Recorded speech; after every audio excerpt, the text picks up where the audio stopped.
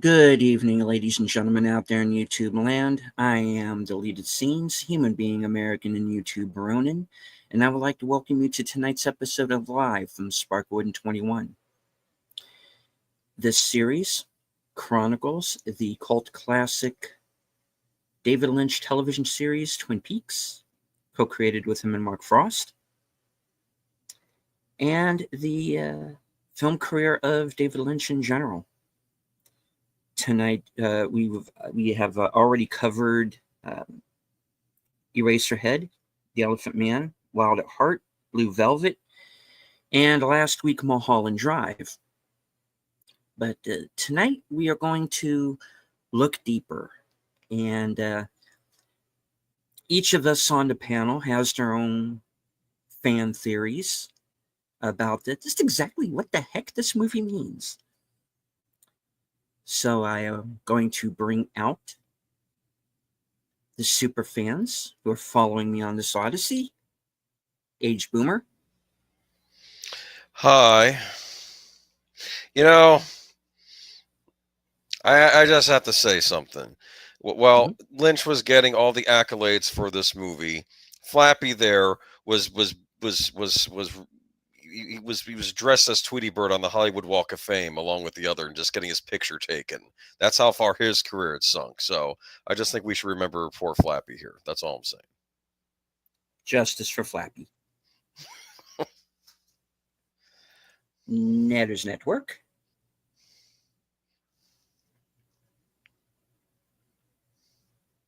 Okay. Let's go, Troy Pacelli. If you don't bring me in, you can't hear her because. Oh. Okay. As I was saying, I don't know what that was. Did you hear my sob story about Flappy, Troy? I did. Poor Flappy. We could hear you, but couldn't say anything. He was with the Superman on the Hollywood Walk of Fame. I would like to say hello to everyone currently joining us on X. I can't see you, but I know that you're there. And here in the live chat, Big Al Presents, host of Films with Friends, the creator of the 10-Word Review. We have Blue Wrench channel member, the Tired Midnight Vlogger, the voice of Northern Oklahoma, Curtis Selby. Friend of the channel, FKHC 2005, sometimes known as Tim, asking if this is the Bobby Sherman tribute show. No, but I'm sure Geeky Geezers will be there to cover it. Oh, yeah. All right. Suzanne, good to see you. Hope that you are well. JPRPH1.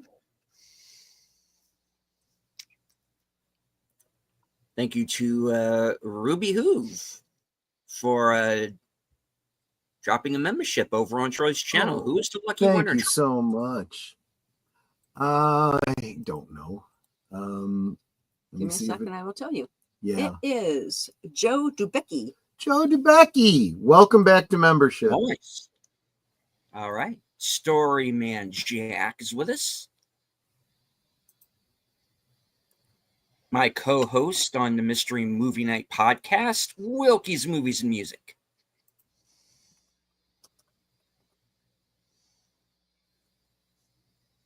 All right. Ruby Hoove for $5. Enjoy the show. Not well, so going to bed. Have a good one. Oh, get well soon, Ruby Hoove. Thank you so much. Yeah, feel better.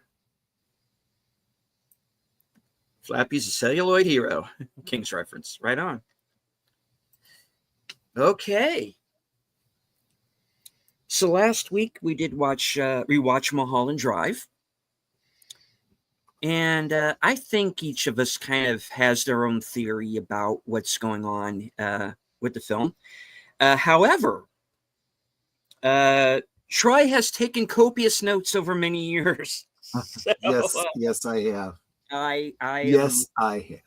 Even though we have covered this movie once before for Friday Night Last Call,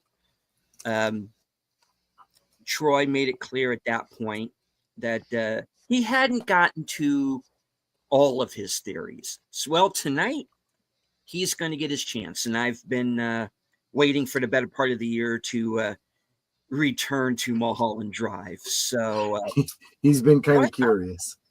I am curious, and I am going to let you take it away here. All right.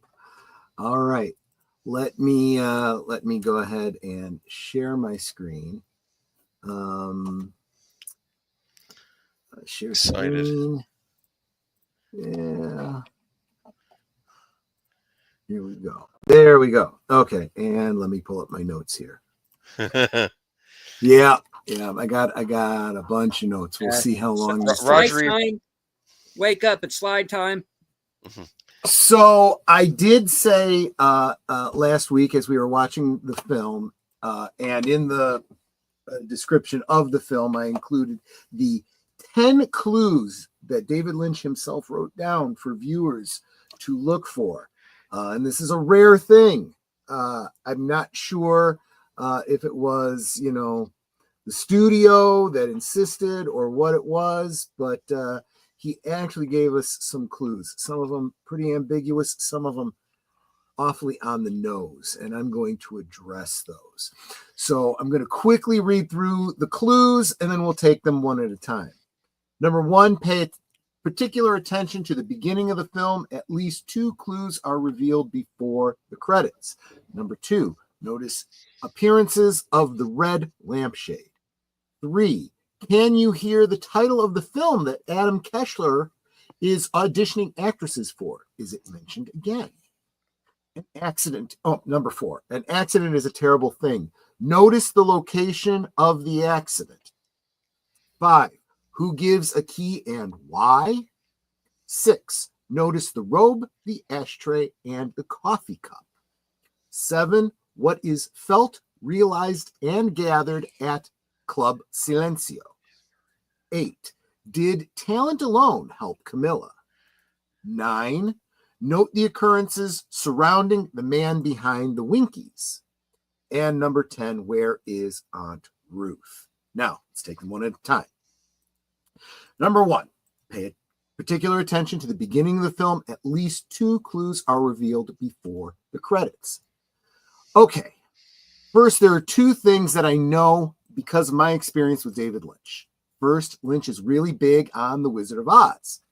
See our discussion of Wild at Heart a few weeks back. There is an infamous jitterbug scene in The Enchanted Forest. From The Wizard of Oz. Now, that is about the best picture that I could get because it is an excised scene. There was originally, this was originally shot for the Wizard of Oz, but later cut. Also, in Alfred Hitchcock's Shadow of a Doubt, there's a dance sequence before the opening credits. Lynch pays homage to Shadow of a Doubt in Blue Velvet. Also in Jam Session, 1944, Ann Miller, who played Coco, and I'm going to actually copy this link, plays a naive, idealistic young actress who received a trip to Hollywood as a reward for winning a dance competition in her small hometown. An identical scenario to the one which brings Betty to Hollywood. That movie can be watched on YouTube for free at the link that I have just provided. Let me back up because we want to focus back on this opening shot of our protagonist. Here we see what we assume is a dance contest Diane later refers to at Adam's dinner party. When Diane tells her story of the dance to Coco, she gets a response that says volumes, a pat on the hand and a pitiful, "I see, dear." Coco doesn't buy it, so we probably shouldn't either. I also don't think that it's coincidence that Coco is played by Ann Miller, famous dancer herself. Diane's story would be far more plausible told by Ann Miller than by a young girl like Diane. And again, the reference to jam session is, very clear. Now, what are we seeing in the opening? A real dance or a dream?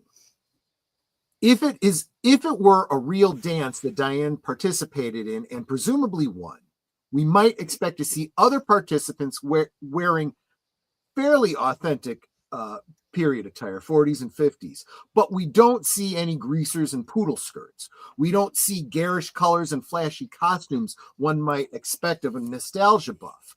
We see subdued colors, pretty plain and ultra authentic, even conservative attire. Two things we also don't see: Diane is not dressed appropriately for the period, more like preparing to receive an Academy Award. And two, we never actually see her dance with the other contestants, nor do we see her partner. All the images of her, I don't know if that's parents or grandparents that show up. Let me bring that up. I said grandparents. I don't know if they're grandparents or parents, whatever. I always assumed grandparents. Yeah, it looks like age, and this is what I had written down years ago. Now I'm kind of questioning that, and I'll explain why later. All the images of them show up in this scene quickly and get fuzzy and unsteady. I believe this suggests that there is something unclear and unstable about her relationship with them, and it keeps getting in the way of this perfect picture. In fact, I believe that there is a clue that she is having trouble dealing with her memory of them and is repressing something related to them. This theory is also supported by the scene of them smiling so absurdly in the cab later on, putting on a happy face, pretending everything is okay, and their appearance as fearful objects during Diane's final breakdown. Now, while I don't believe that Diane ever won a dance contest, I do believe the dance contest we see is meant to be real. The dancing, attire, style are too authentic to be a dream or a fantasy. I think the story that Diane tells is true. It's just not her story. Maybe it's Aunt Ruth's. Coco gives key to Betty. I'm sure you and your aunt have an understanding, she says. If you consider all of this stuff related to the dance as one clue, the second would be the falling into the pillow.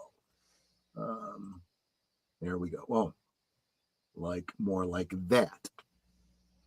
I don't think that this takes a great deal to figure out. This is us seeing it first person, the same scene that we see at the end from third person, her view as she dies. This seemingly obvious clue is crucial to the story because it serves as a bookend with the self-deletion at the end, letting us know that everything is in between is, in quotes, her life flashing before her eyes. Okay. Number 2, notice the red lampshade. And why do I have the wrong here? Hold on a second. I got to find my notes for this one again. I'm from Sparkwood in 21. Mulholland Drive. Here we go. Lampshade. There we go. Whoa, that's kind of small. It's okay. It's like a movie. You're zooming in. Zooming in, exactly. Okay, notice the appearance of the red lampshade. There are actually quite a few, several of which are ridiculously difficult to spot. A reflection in a window and in a background shot in a storefront window. I'll just focus on the most obvious. We see 2 obvious red lamps, one in the dream and the other in Diane's room. The former we see on a stand nearby a phone at the end of a phone chain in the middle of the Hollywood conspiracy. The important clue this indicates is Mr. Roque. Mr. Roque's statement, the girl is still missing. I'll come back to this. The other is when Diane wakes up and thinks of Camilla. We learn that the phone by the red lampshade is actually her own. I'm sorry, I'm going between two screens here. Mm-hmm. her own home telephone.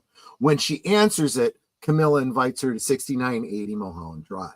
Now, the two lampshades serve a simple purpose: parallel images in two realities. But there are many images that do the same thing. The film is full of visual echoes. What makes the red lampshade important is actually their proximity to the phone. My theory is the red shade coupled with the phone is symbolic of a call girl operation. And since we see the phone is Diane's, that she was a call girl. This is how the call girl operation that Diane was involved in probably worked. A call would be made by a client, also known as a John, to a middleman in a fancy hotel. John would arrange to rent a room from the middleman, and in most cases, have a call girl sent to that room. But the John might also have the call girl sent somewhere else. The John would explain what type of call girl he wanted, and then the middleman at the hotel would call a pimp to have him send over someone that fit the bill. John would then never have to deal with people like the pimp. Call girl pimps would not have their girls on the street. Instead, they would just need a phone number for the girl, allowing the girl to hide their involvement in prostitution from the rest of the world. Call girls can live double lives, and as can their Johns. Because it was Diane's phone that rang at the end of the chain of calls, we learn that she is a call girl living a double life. The call in the fantasy was the result of a chain of phone calls that led up to the phone of an unknown person at the time who never answered the call. Based on the symbolism and plot line, whoever owned the phone was most likely a call girl. We also saw the arm of the hairy armed man making the call to the call girl's phone. Again, based on the symbolism and plot line, we can guess that whoever made that call was the call girl's pimp. Now, both mysteries are resolved by a twist in the great tradition of the Mobius strip. Diane turns out to be the one answering the call girl's phone, and Camilla is the one making the call. Diane's involvement in the call girl in the call girl business has already been uncovered in the analysis, but Camilla's complicity in Diane's plight has not been explored as thoroughly. Because Camilla has made the phone call that was associated with the hairy armed man, we know that Camilla has had something to do with the pimping of Diane in Diane's real life. I believe this scene tells us that the hairy armed man is not a real person, but instead a symbol of something hairy that strong arms people within its reach, like Diane in some ways. The hairy thing is her beauty to seduce people like Diane, to get them to do her bidding. This is the smoking gun that points to the abusive nature of Camilla's relationship to Diane. We must now question Camilla's motives in wanting Diane to come to Adam's party. Is there some reason that she wants Diane to meet there, like Luigi, a character who shows up later at the party?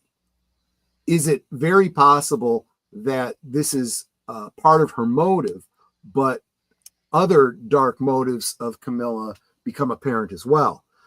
When Diane begins to realize all of this, in her mind, Camilla's corruption becomes similar to the filthiness of the hairy armed man's apartment that we saw in the earlier scene of the fantasy. If this seems like a big leap to you, just wait. I have more to say on that later. I wanted to make sure I didn't miss any bit. Now, this was another one. This is, remember, 2 Points Girl? Yes. And this was the other lamp that was, I have to assume this was unintentional, but still it was there. So I thought I'd just show a picture of it for completeness sake. And now we go on to number 3, which is, I don't have any visuals for that because, okay. Number 3 is, can you hear the title of the film that Adam Kessler is auditioning actresses for? Is it mentioned again? We hear on the set that Adam Kessler is auditioning for the leading role in the Sylvia North story. Stagehand sang the Sylvia North story, Camilla Rhodes, take 1, just when the blonde Camilla walks in. The movie title is mentioned again by Diane at Adam's dinner party. Wilkins says that Bob Brooker directed the Sylvia North story and Camilla was great in it. Judging from the title, the Sylvia North story is presumably a tragic story of a fallen starlet for which both Diane and Camilla were auditioning. Now, in reality, Diane and Camilla met on the Sylvia North story directed by Bob Brooker. Camilla got the lead and played off well, while Diane had been rejected for her apparent lack of talent. Camilla and Diane became friends, lovers, and Camilla managed to get Diane bit parts in some of her subsequent films. That's what we learn at the dinner party. Now, Camilla's latest picture, the title is never mentioned, was directed by Adam Kessler, also featuring Diane in a minor role. Camilla and the director fell in love at the film wrap party. They announced their engagement.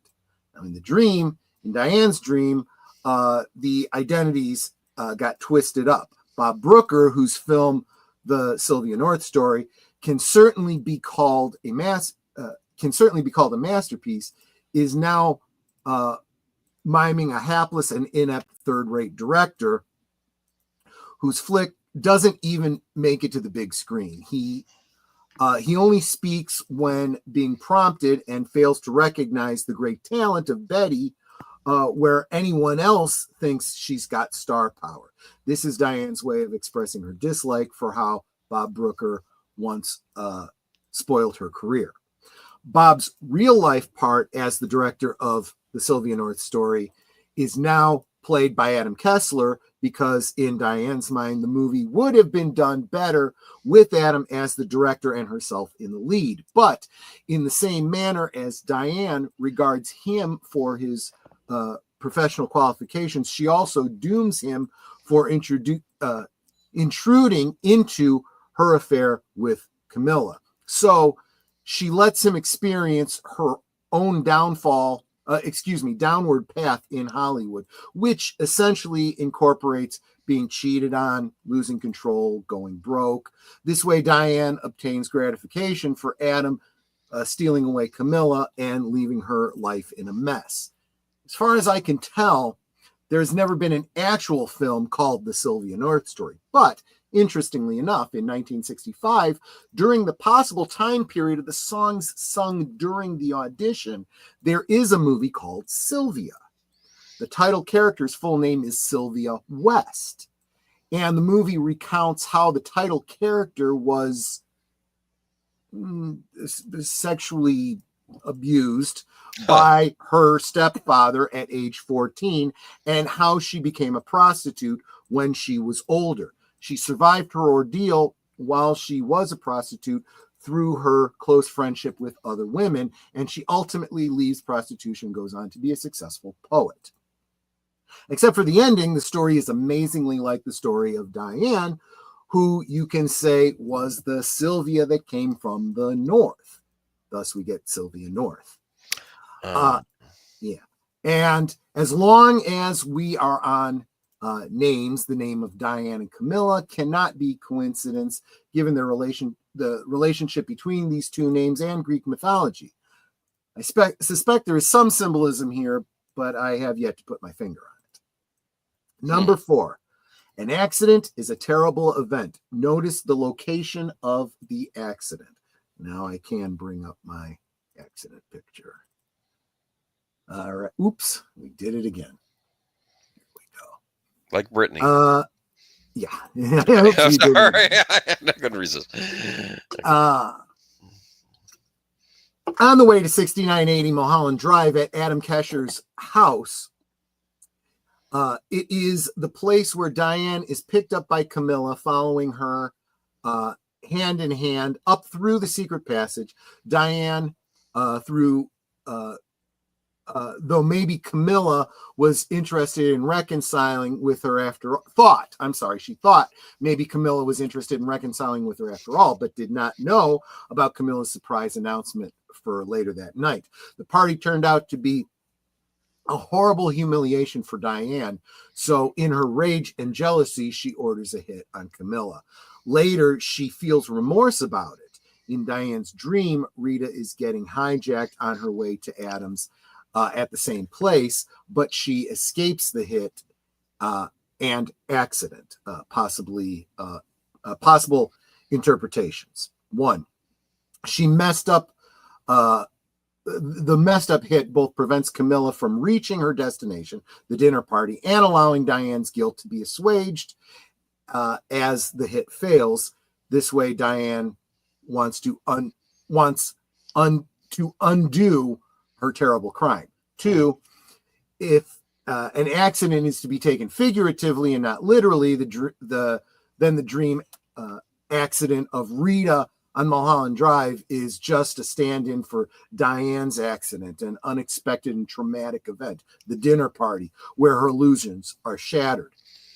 Or three, if Diane's dream, the hit on Camilla, was initiated by the shadowy consortium of producers who decided to not have her in their movie, they ambushed Camilla on her Mulholland Drive ride in the same way as Camilla set Diane up, bringing her to the party.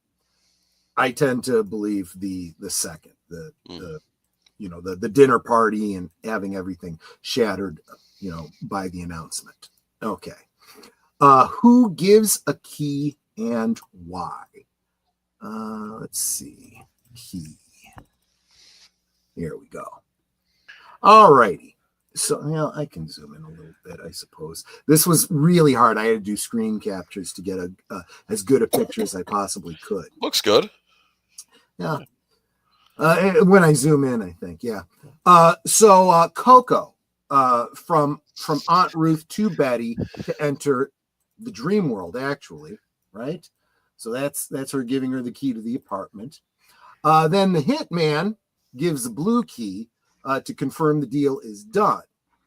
Who gets the key?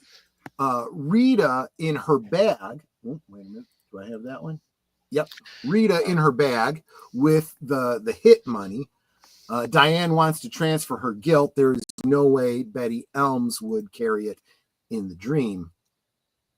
And Diane, do I not have one of the... Oh, I didn't get one on the coffee table. Diane on her coffee table, probably she retrieved it from somewhere else. So my observations are only one key is actually given in the film, and that's the key that Coco gives to Betty. The hitman doesn't really give a key. He leaves a key for Diane. Moreover, Betty doesn't touch Rita's blue key at all. There is a sleight of hand going on here. The viewers are lured to focus on the blue keys, but neither is ever given. Betty is given the key by the key to Aunt Ruth's apartment because Aunt Ruth, well, spoiler for another clue that I'm coming up to, number 10, Aunt Ruth is dead. Just as Diane is given another key because Camilla is dead. We're getting to that. So if the Coco key is a clue, then Coco's relationship with the two main protagonists needs some further examining. Okay, notice the robe, the ashtray, and the coffee cup. I think I kind of covered these pretty well, but let's get into it. There's a lot of robes that we see. So first robe, Ruth's this purplish multicolored one at Haverhurst with the note for Bitsy, Betty. Betty uses it to cover Rita, and Rita is wearing it her first day around. Okay. It was almost regal. It was clearly meant for Betty, but only Rita wears it. Betty is never able to put it on. When you look at these clues, you begin to see that Diane envied Camilla because she was enjoying the success that Diane had wanted, but had been dreaming of since her days in Deep River. Rita's wearing a distinctive red robe with a black collar on the second day during the rehearsal scene with Betty. Of course, Betty wears a bright pink bathrobe. Let's see. Wait a minute. Where was I? Oh, yeah, at the rehearsal. Diane wears a shabby white-ish, I guess, robe. When Diane remembers the flashbacks in her apartment, it looks like a faded version of her dream robe, a representation of Diane's financial coming down in LA, perhaps. And then we get to, when Diane is wearing a bathrobe in real time, neighbor scene, the self-deletion. When we see that she's wearing hot pants, it's a flashback to the couch scene. Okay. Lynch said to notice the robe, the ashtray, and the coffee cup. But which ashtray? So the reason I think the ashtray we're told to pay attention to is the piano ashtray, which I'm showing right here, is because when Diane's neighbor comes to take it back, this gives us a very clear indication of the sequential order of the following scenes. Hence, any scene following this scene in which the ashtray is on the table is obviously a flashback. Any scene where the ashtray is gone is obviously happening further forward in the timeline. So, for example, this scene, we know what the girls are doing on the right there, right? So obviously this is happening before she's in the shabby, white robe and the neighbor is coming to pick up the ashtray. However, there is also an ashtray with cigarette butts by the phone. On the table by the red lamp, we see an ashtray filled with butts of filtered cigarettes. Diane doesn't smoke, so why is the ashtray filled with butts when Diane goes to pick up the phone by the red lamp? Whose cigarette butts could those have been? One of the butts is stained with red lipstick. Are we supposed to account Camilla for that? Camilla takes a pretty big drag on Adam's cigarette during the dinner party. She certainly does so naturally. Perhaps she's the one who smokes those cigarettes at Diane's. Diane keeps her cigarette butts around because she feels strangely connected to, obsessed with them. And also Diane keeps the nice piano ashtray so that Camilla can smoke comfortably by the couch. But then again, the drag could also suggest Camilla is a casual smoker who likes to bum smokes off of other people and wouldn't buy a pack of her own. The butts in the ashtray have brown filters, and the only person we saw smoking cigarettes with brown filter tips being the hitman and Lainey, the prostitute. If the prostitute represents Diane, it must be Diane who had this smoking habit when she was dealing with her activity in the call girl business. It is not Joe's or pimp in some circles. As that means that they would have to rendezvous at Winky's and bother with the whole don't show me that effing thing here. But directly at the privacy of her own home instead, since he should be a real comfortable guest that comes over a lot, leaving the same usual brand of cigarettes and all.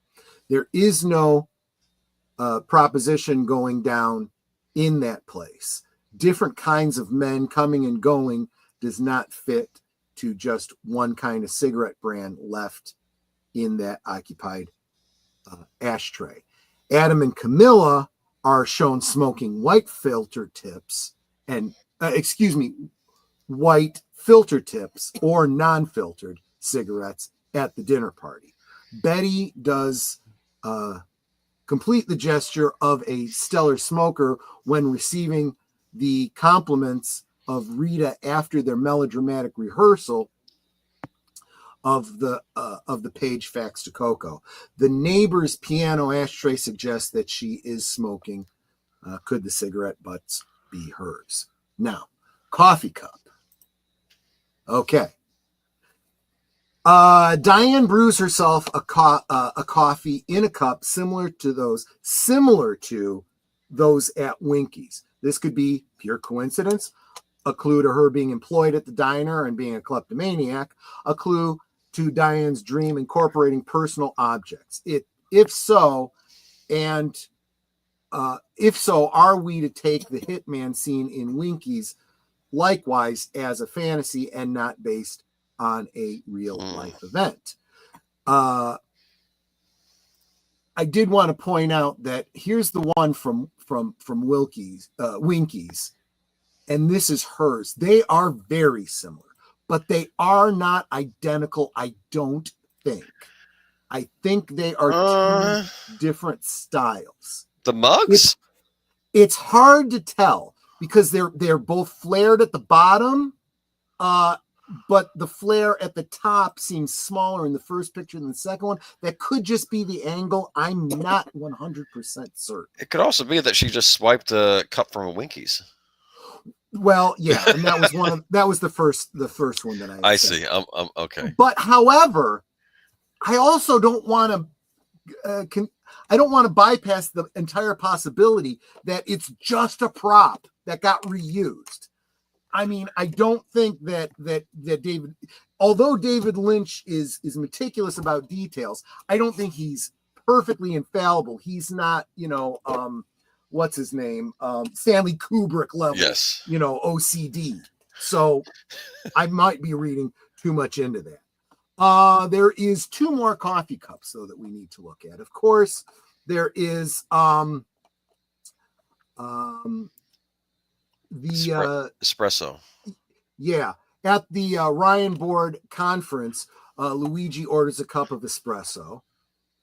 At the pool party, Diane sips coffee from a cup, and SOS is written on it. This echoes the "help me" cry of Vincenzo Castiglieri at the meeting. The cup sports the same color but different style and pattern as Luigi's espresso cup earlier. But again, and also different sizes as you would expect from an espresso cup. But, the little markings on the top and the bottom do kind of make me think they were intended to be some kind of a parallel. Again, could be reading way too much into it. Now, let's see. Club Silencio. I don't have specific visuals for this one. What is felt, realized, and gathered at Club Silencio? Okay. Visual and oral clues for the dreamer and for the viewer. What you saw in a dream. Reminder for dreaming Diane Selwyn that all these beautiful things she's constructed are illusionary. Llorando spells out the truth about Diane's unrequited love. If we look at Club Silencio as at the narrative angle, the first almost obvious significance of the sentence, of the sequence, is to indicate that everything Diane dreamed so far is not real. The smooth flow of a noir mystery is broken. So at the same time, Club Silencio is a neat little addition to further remind the viewer that what you are seeing and viewing is not real. The illusionary nature of cinema. The Club Silencio scene is preceded by the mimic of Bergman's famous shot from Persona to prepare us for another implication of the sequence. Lynch's statement about the illusionary nature of cinema. That theme is very strongly present in Bergman's movie as well.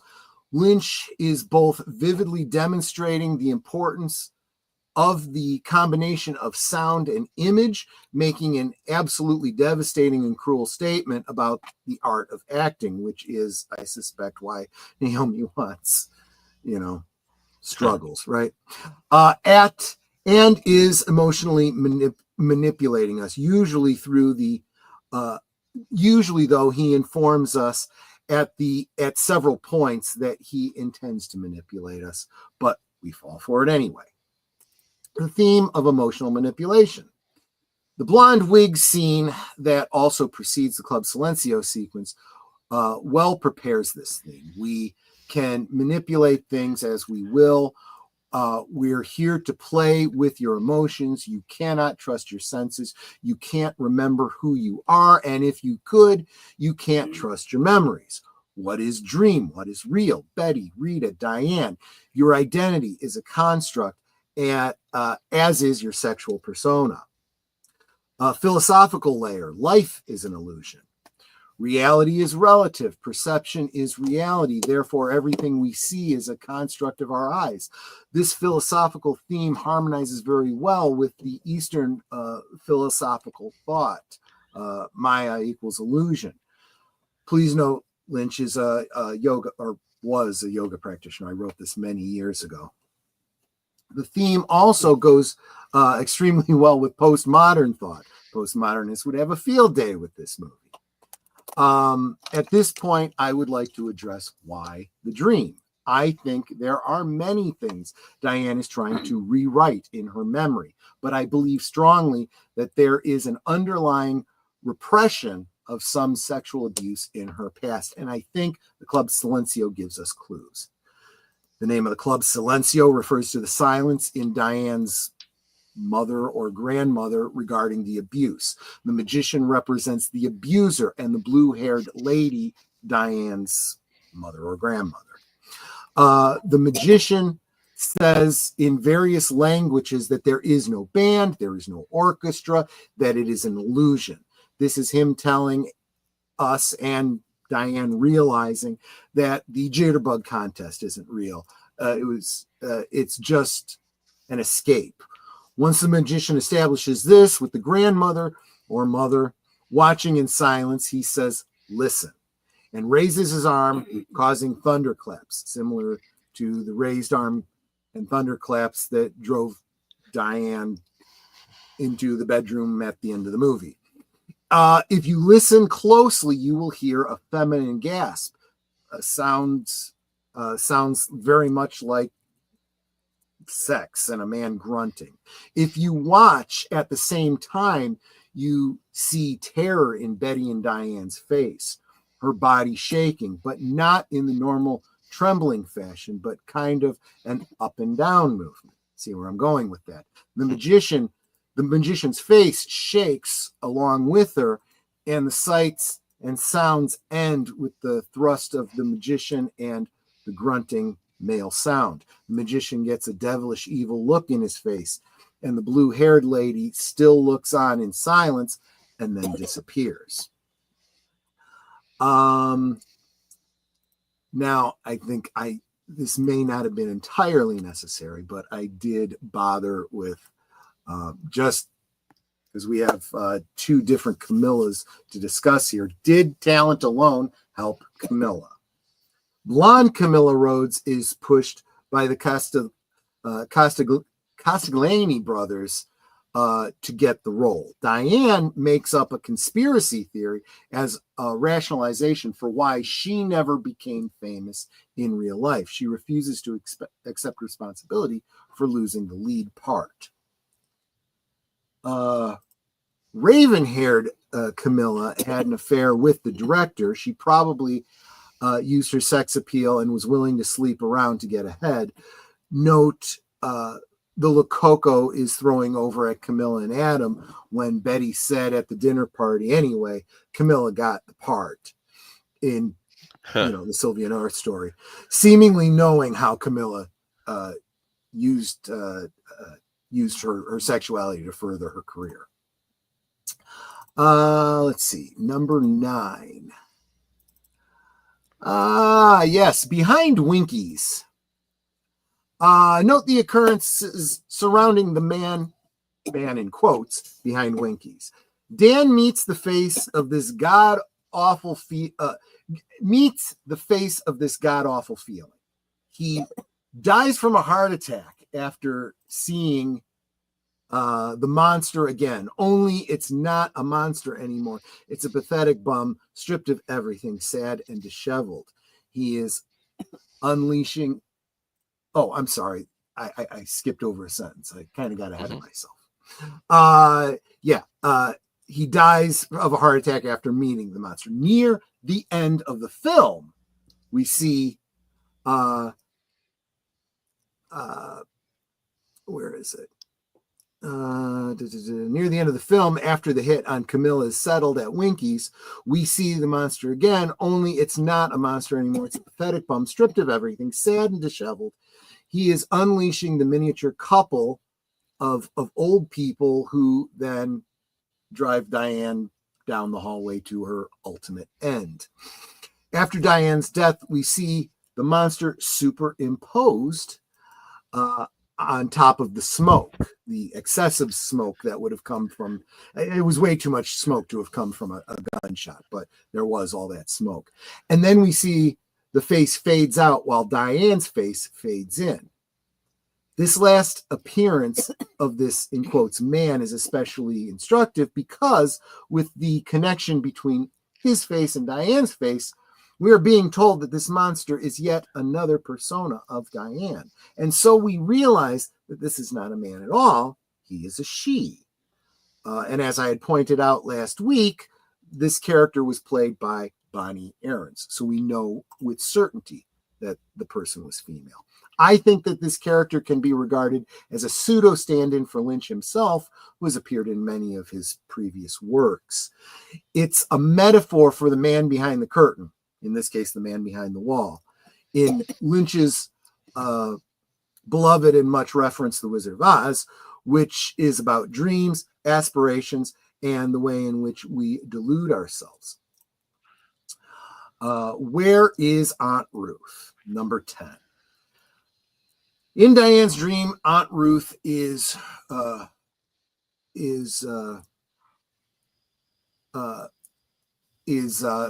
shooting a film in Canada. She is letting Diane stay in her apartment. Note, there is an old joke in the movie business. Acting in Canada is being dead.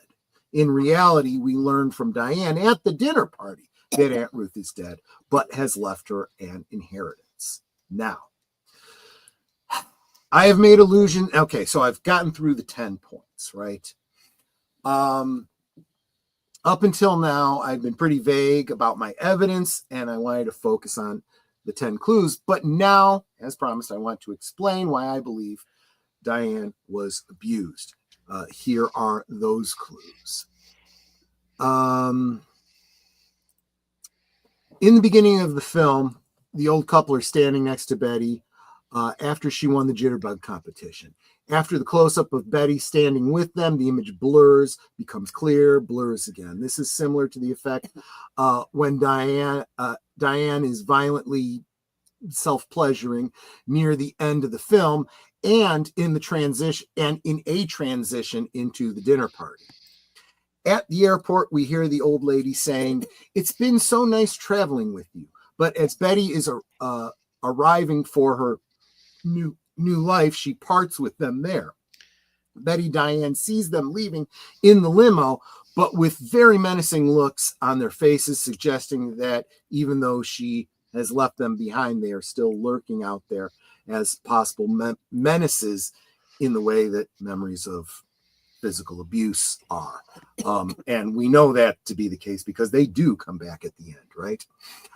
A little girl's and man's giggles followed by high-pitched screams are heard before the old couple drive Diane down the hallway at the end of the movie. We could see this as a repressed memory coming back to Diane. In the end, the old couple coming from the paper sack with I don't know if my cursor shows up on screen, with a pop top and a piece of meat, representing use, abuse, and being discarded. Betty comes from Deep River, Ontario.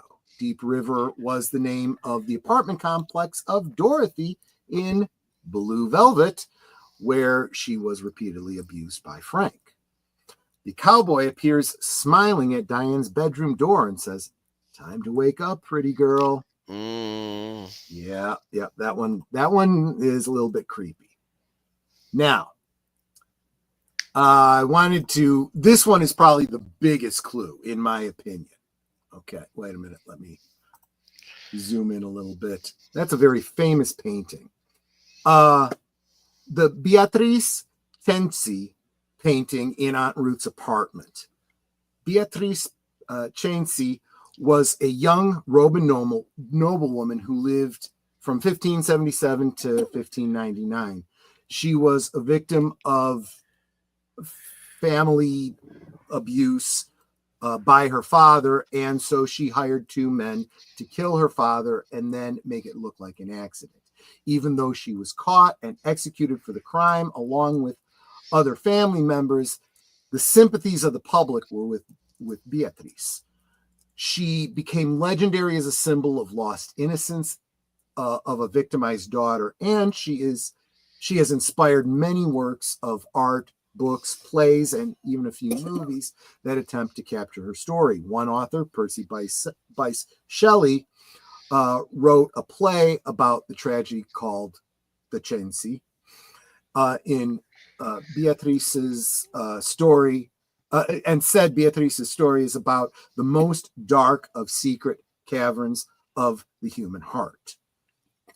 I don't think we need to, go much farther than to draw another comparison to Laura Palmer. And I think, as we've talked about Laura Palmer, we can talk about other things that we've talked about that were clearly inspirations to that. Another one is not at all obvious, but certainly an easier connection than the painting, is the Rita Hayworth poster. Yeah. It is no secret that Hayworth was allegedly victimized by her father. The audition scene. In the scene, she is rehearsing with an actor named Woody, and Betty's character refers to him as Dad's best friend. Woody and Dad's best friends are, well, what would Dad's best friend Woody be? Just saying. In her dream, Betty takes control and flips the tables. She is the one who makes the more sexual advance towards Woody. This is Diane's way of dealing with her abuse by, in her dream, trying to take control of it. In Twin Peaks, it is Laura Palmer who refers to Bob as Dad's best friend. Bob, her father's evil identity, was abusing her for years. Also, we know not only from her backstory and the secret diary and so forth, she became something of a promiscuous person, kind of, almost becoming abusive in her sexuality as well. So again, the parallels. The director saying, "Don't play it for real until it gets real." That's Betty Diane. That Betty Diane can imagine how to play this scene for real must give us pause to think why she can do it so well. What does she bring from her background to the role that helps her to understand it so well? The naivete of Betty saying how Wally must be okay because he seems so nice and is a friend of her aunt. The bruises on the prostitute's left arm indicate violence.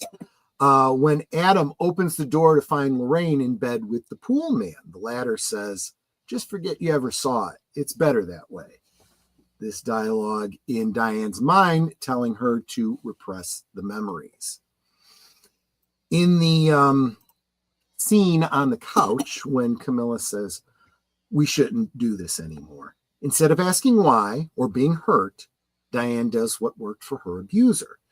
Tells Camilla vigorously, "Don't say that," and hurts her physically. This scene parallels the audition scene. Peculiar violence in the self-gratification scene. Also, when Diane self-gratifies, we see a fan for a few frames against the blurring wall. I kind of see this as a parallel to the fan in Twin Peaks, which Leland used before going into his daughter's room. Some of the lines in the convertible film scene, like when she cries, just let her fall into you. And when you kiss her, it's all one continuation of that move. There is a potential that children who are abused end up becoming in adult relationships with an abusive partner. Diane was definitely mentally and psychologically abused by Camilla, so the abuse in her youth might have caused her to gravitate towards abusive, unfulfilled relationships now. Opening and Closing Pandora's Box is the name of a training program teaching medical professionals concrete skills to help them screen for and address sensitive family problems in their young patients, including child abuse and adolescent substance abuse. Could be referenced by the blue box. We see presumably Aunt Ruth scan the room looking precisely at the same spot on the carpet where the blue box dropped down, only Aunt Ruth sees nothing, suggesting that the abuser was the male and the female partner either overlooked it, turned a blind eye to it, or somehow missed it altogether. I draw a parallel to Sarah Palmer. In Club Silencio, one female in, there we go. In Club Silencio, one female in the audience bears a striking resemblance to Cheryl Lee, who played Laura Palmer in Twin Peaks, who was abused by her father.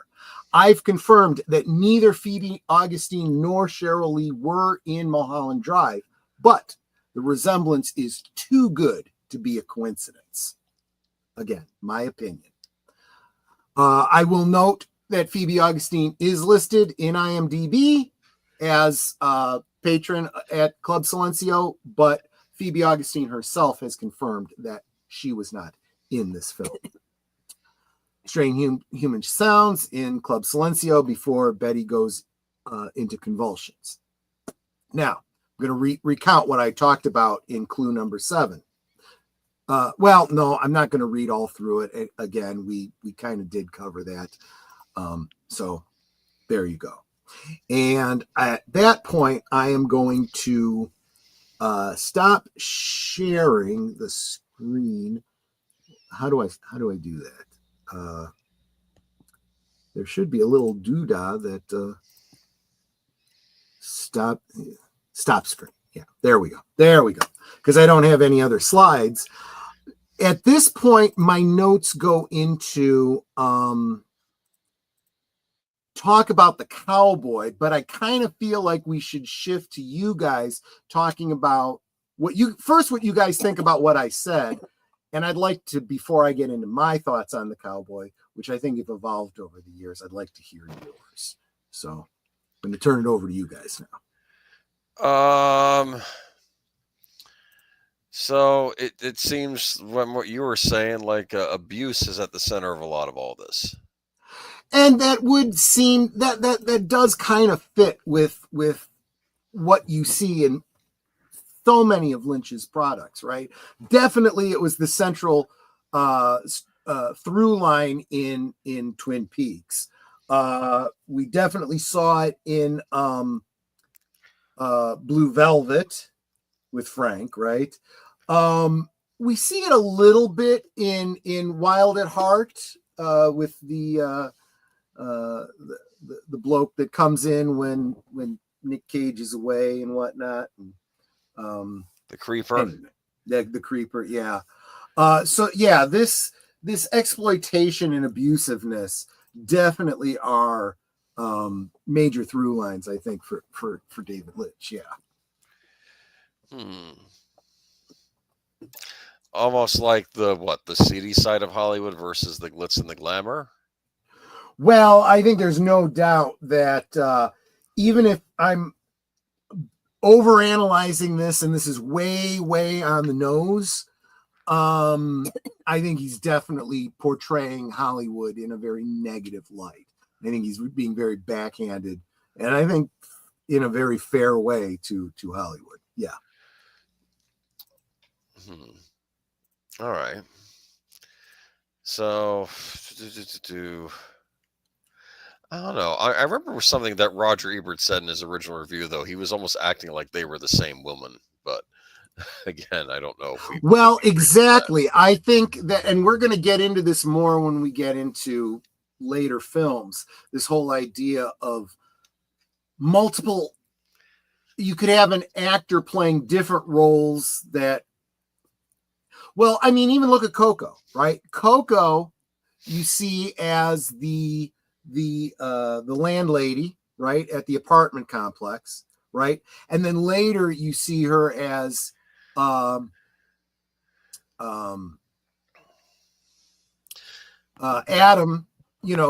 Adam's mother, yes, or whatever, the director's mother, still called Coco, played by the same actress. Clearly, they're meant to be different people.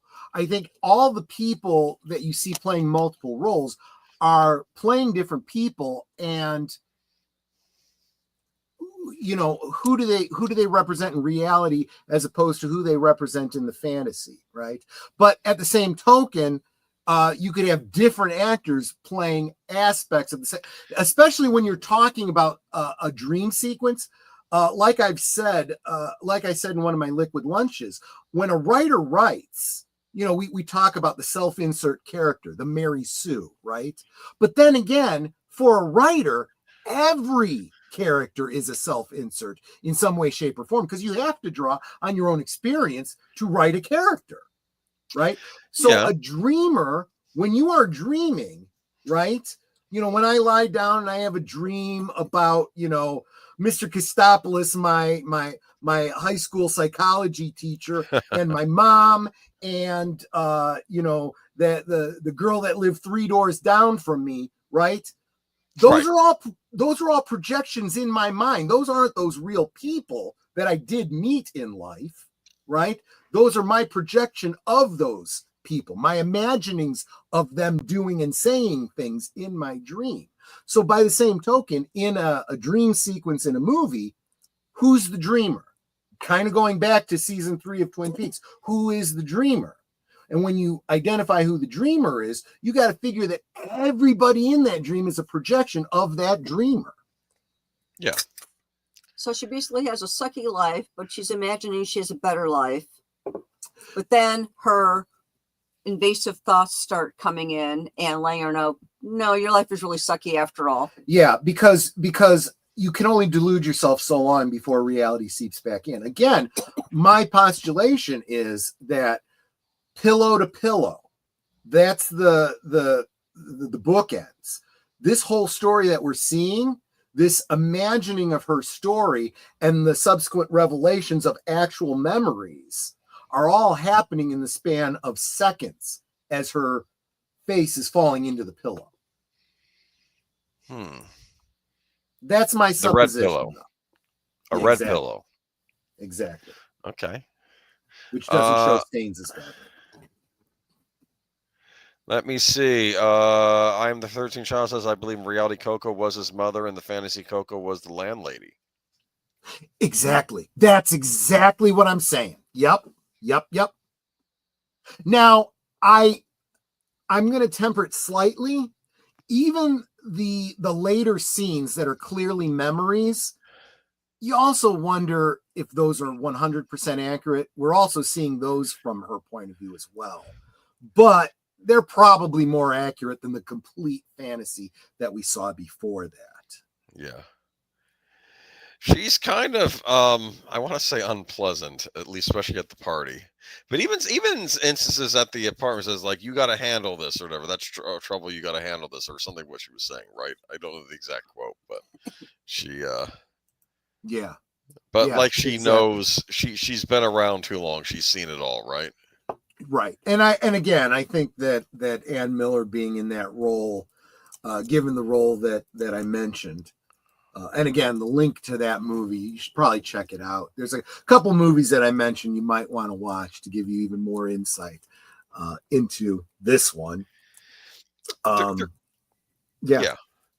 There's an interesting scene earlier on when she says, "Call me Coco." Everybody does, and she's like, "Okay," and she says, and they say like, "Okay, Coco," and like she says it like she's known her for years, and it almost felt like that's a familiarity she hasn't earned yet, even though she was given permission to call her Coco. So I agree. I think I think it's the way she's portraying herself there. I think she's got a false sense of friendliness and ideology. It's the way she wants to see herself, as being all shucksy darn, when that's really not who she is.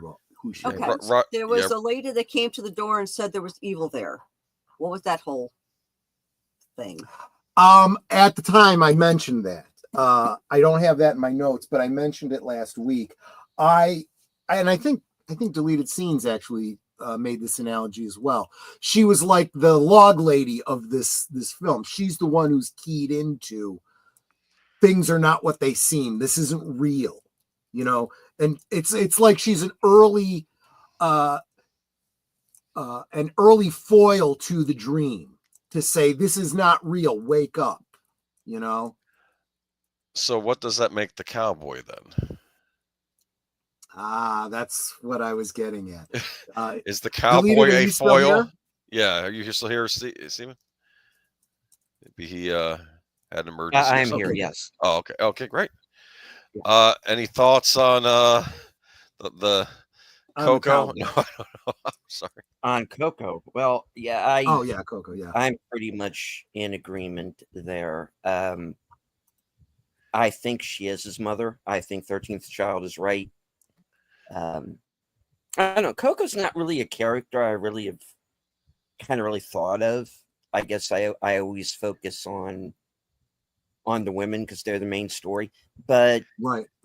Yeah, I think he's right. I think Coco is his mother for real, and in the fantasy, the landlady. Because one thing that Diane seems to do is, in her fantasy, she downgrades everyone.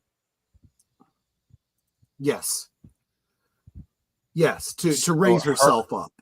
Yeah, and I mean, even later on.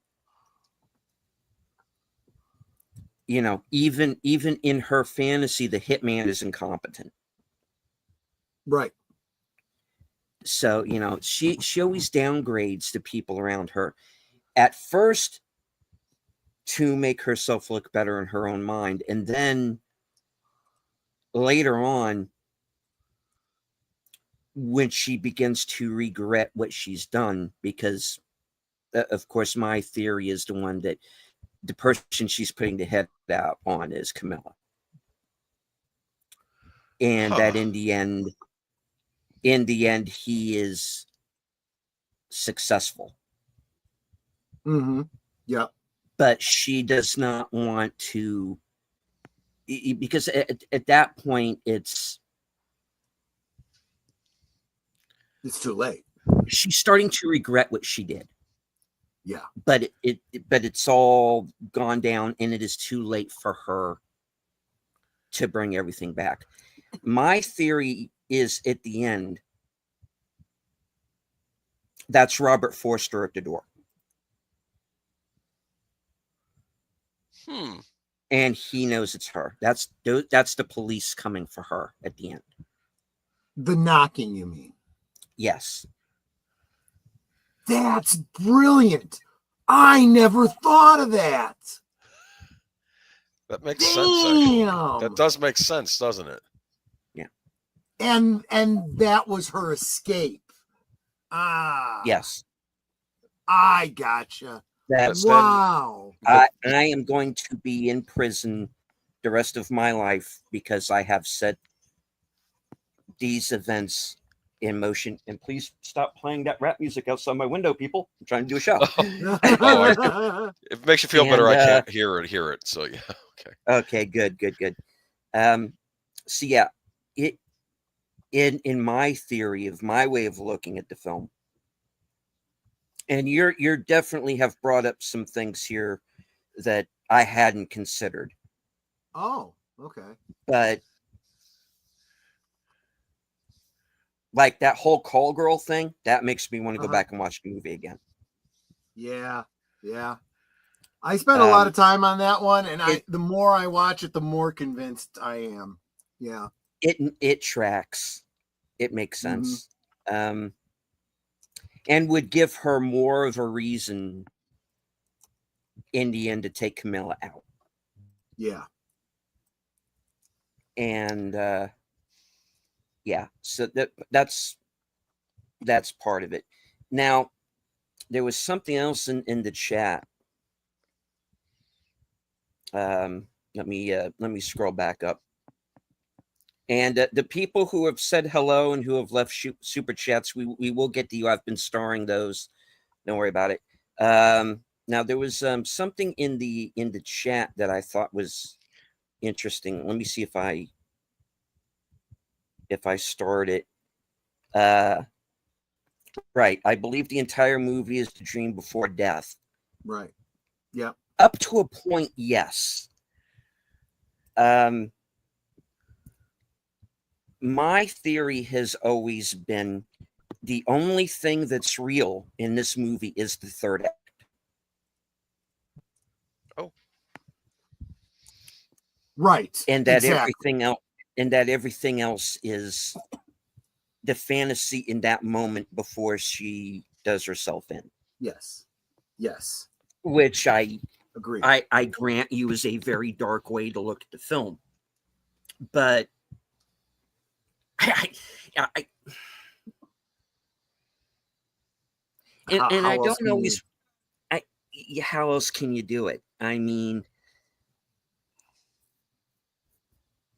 to me, an interesting statement. He said, "Did I see Aunt Ruth at the beginning? Watch Rita slip into her apartment even before she went back to get her keys, but seems to ignore it." I noticed that too, and I'm like, she doesn't see her. Right. Mm-hmm. And at the end, when she comes back and doesn't see anyone there. Also, how Diane disappears. Right. Well, that made me wonder if Diane was ever in the apartment to begin with, but I'm probably just reaching way too much there. I'm just, yeah.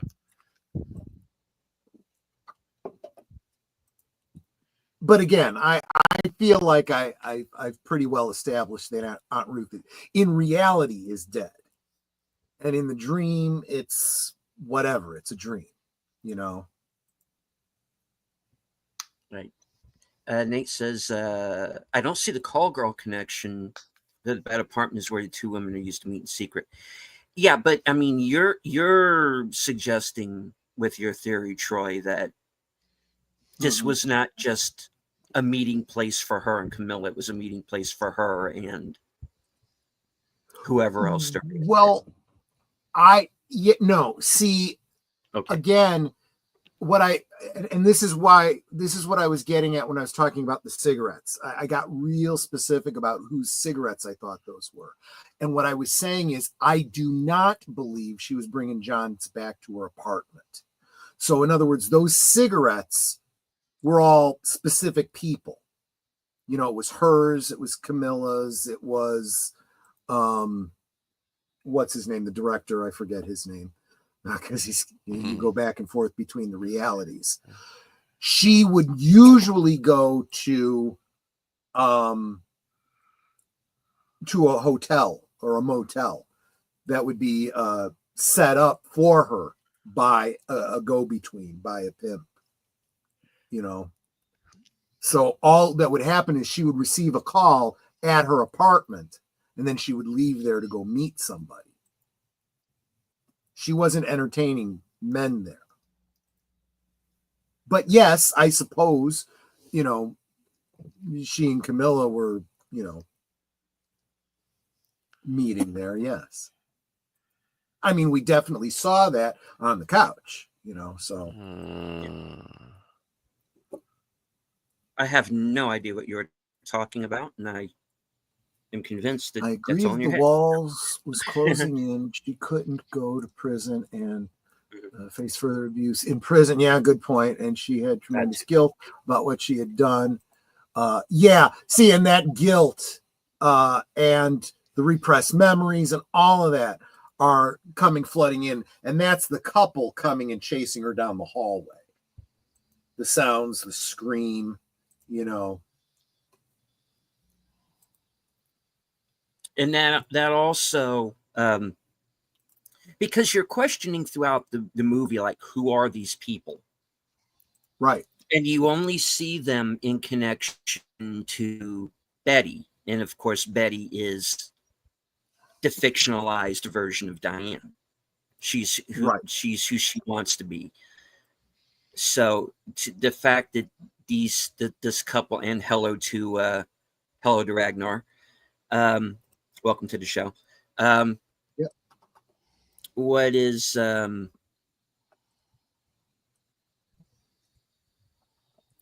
it is the possibility that these could have been people who were family that was like abusive to her. That's possible.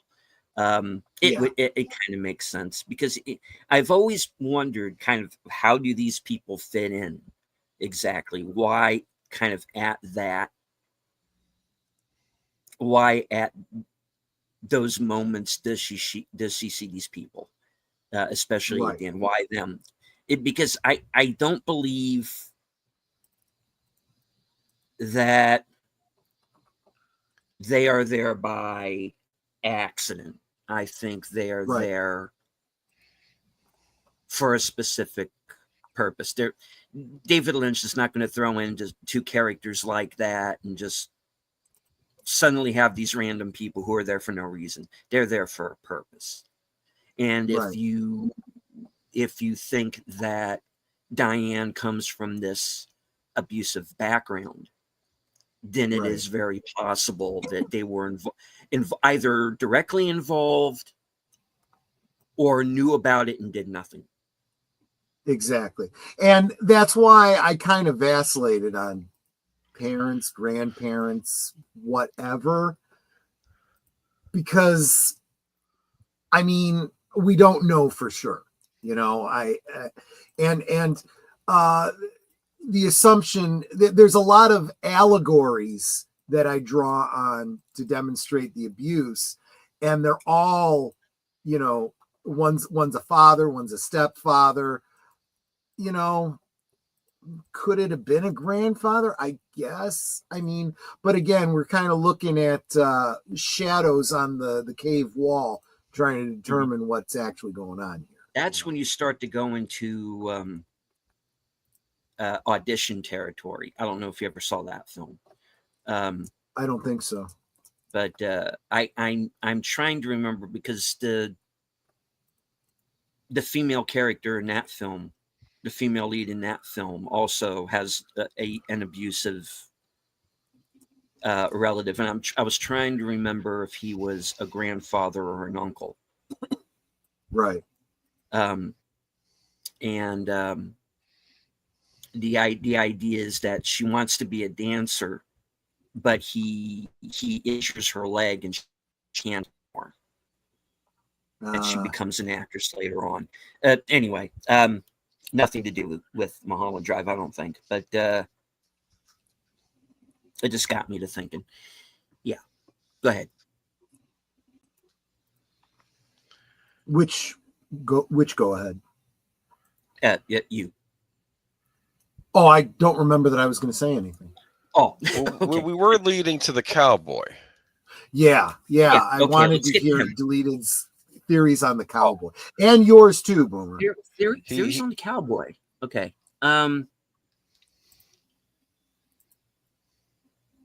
Well, we know this much. We know that if you see him, you see him once, you've been good. You see him twice, you've been bad. We have a character again, hello, our girl Diane, who Mhm. sees him 3 times. After which she's pretty much effed. And I think, all right.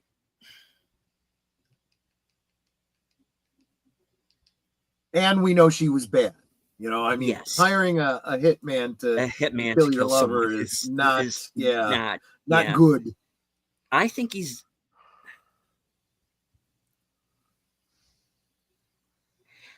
I don't want to say he's God because I don't want it to come off sounding like it's some kind of blasphemous thing. I think in the world of the film, Mm-hmm. he is some kind of what I would refer to as upper management. Ha. In the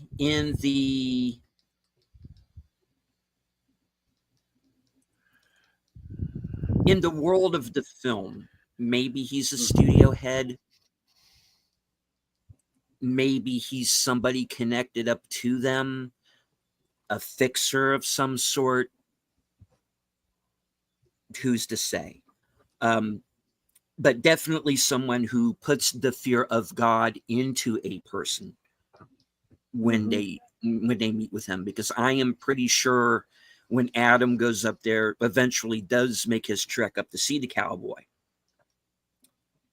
I think there's a thought in the back of his mind where there's a 50-50 shot that I'm not coming back. I almost got the impression, maybe even like, I don't know, an impression of like an angel.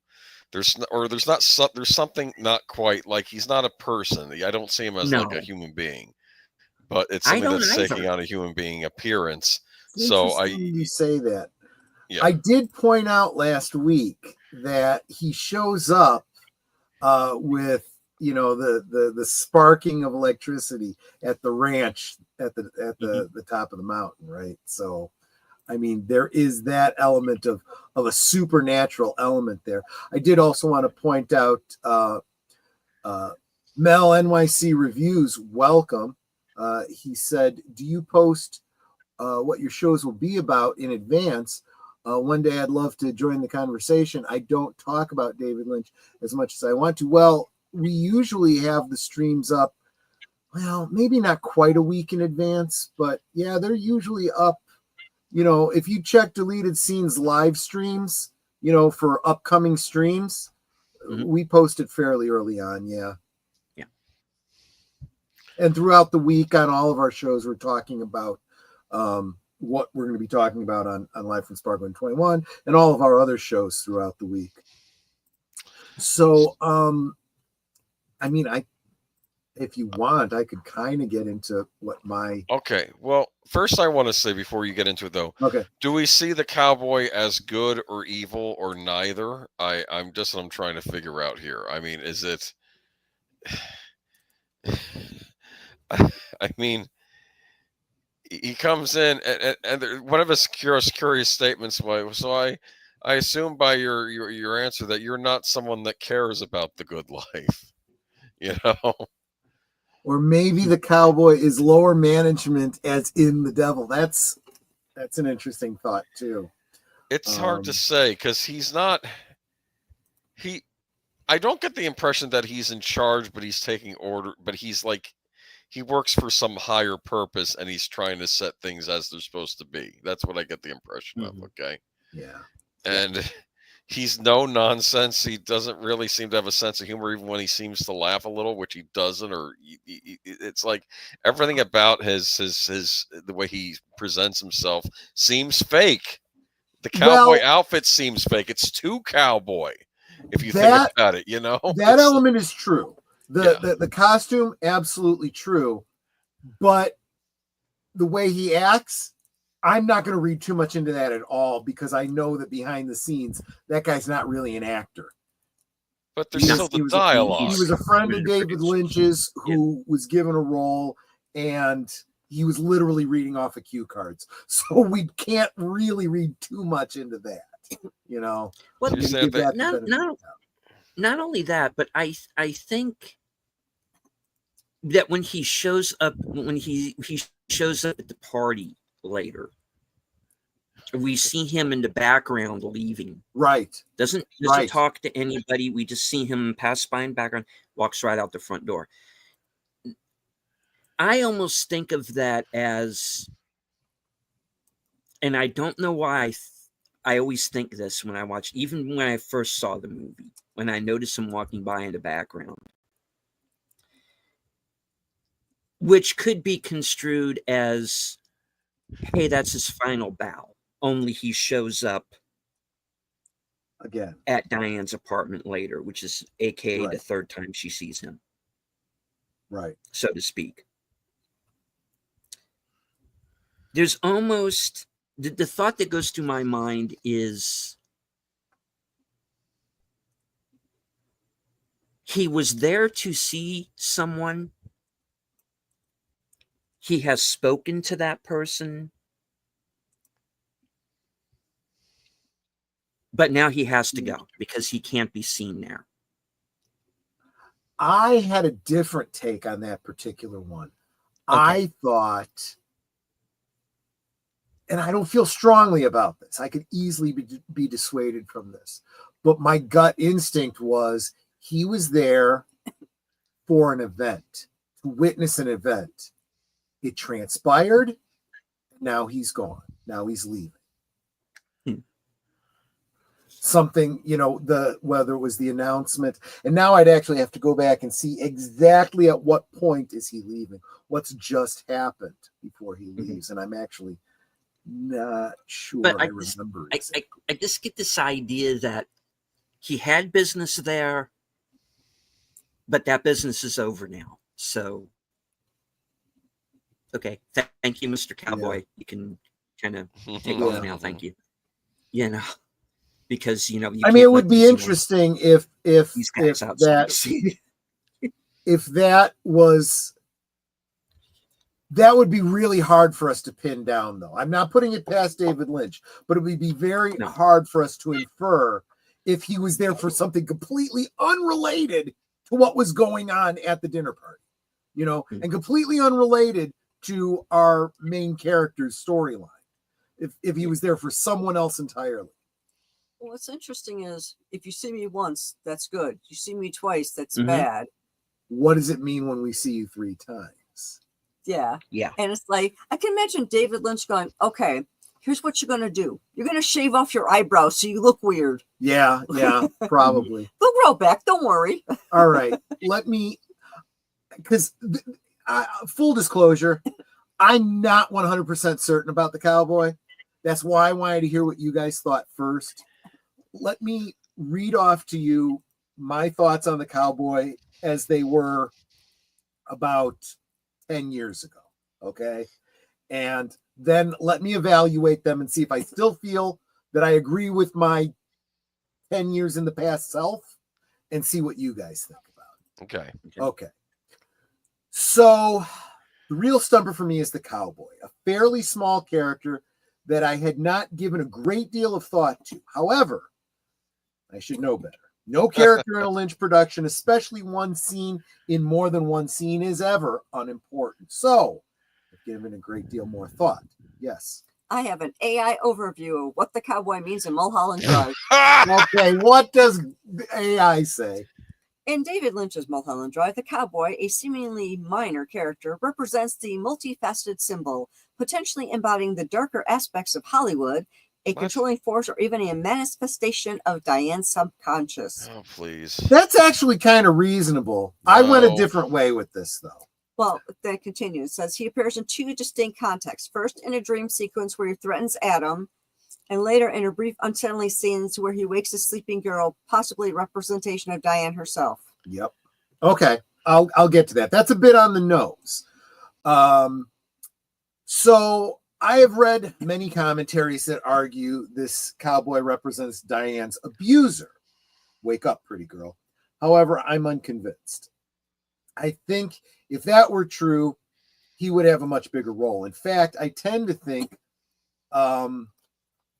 if you're looking for a devil type figure, you'd think more the bum behind Winkies for that.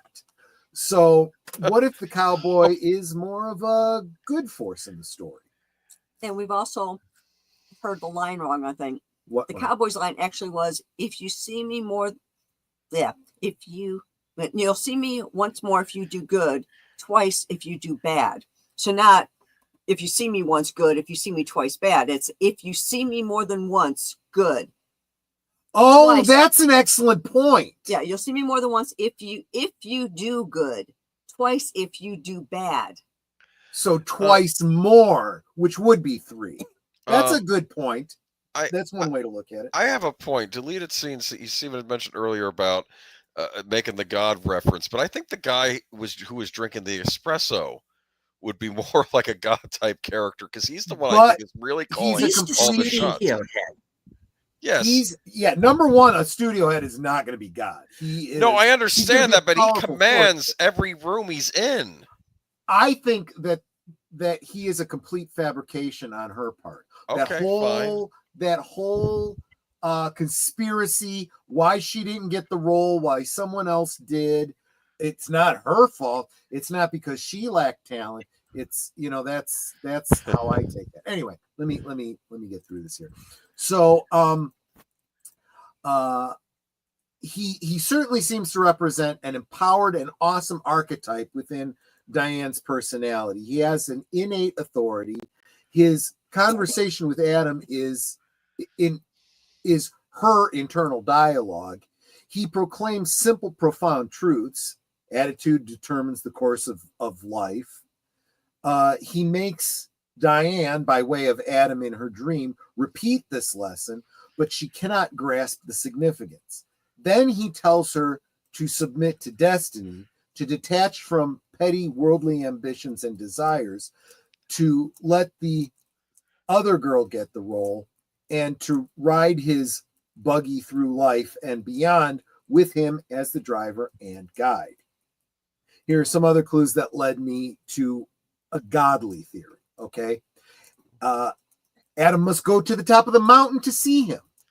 He goes because he is told that the cowboy is the one that has control over his fortunes. When the cowboy arrives, the lights come on. Let there be light. When he leaves, darkness comes.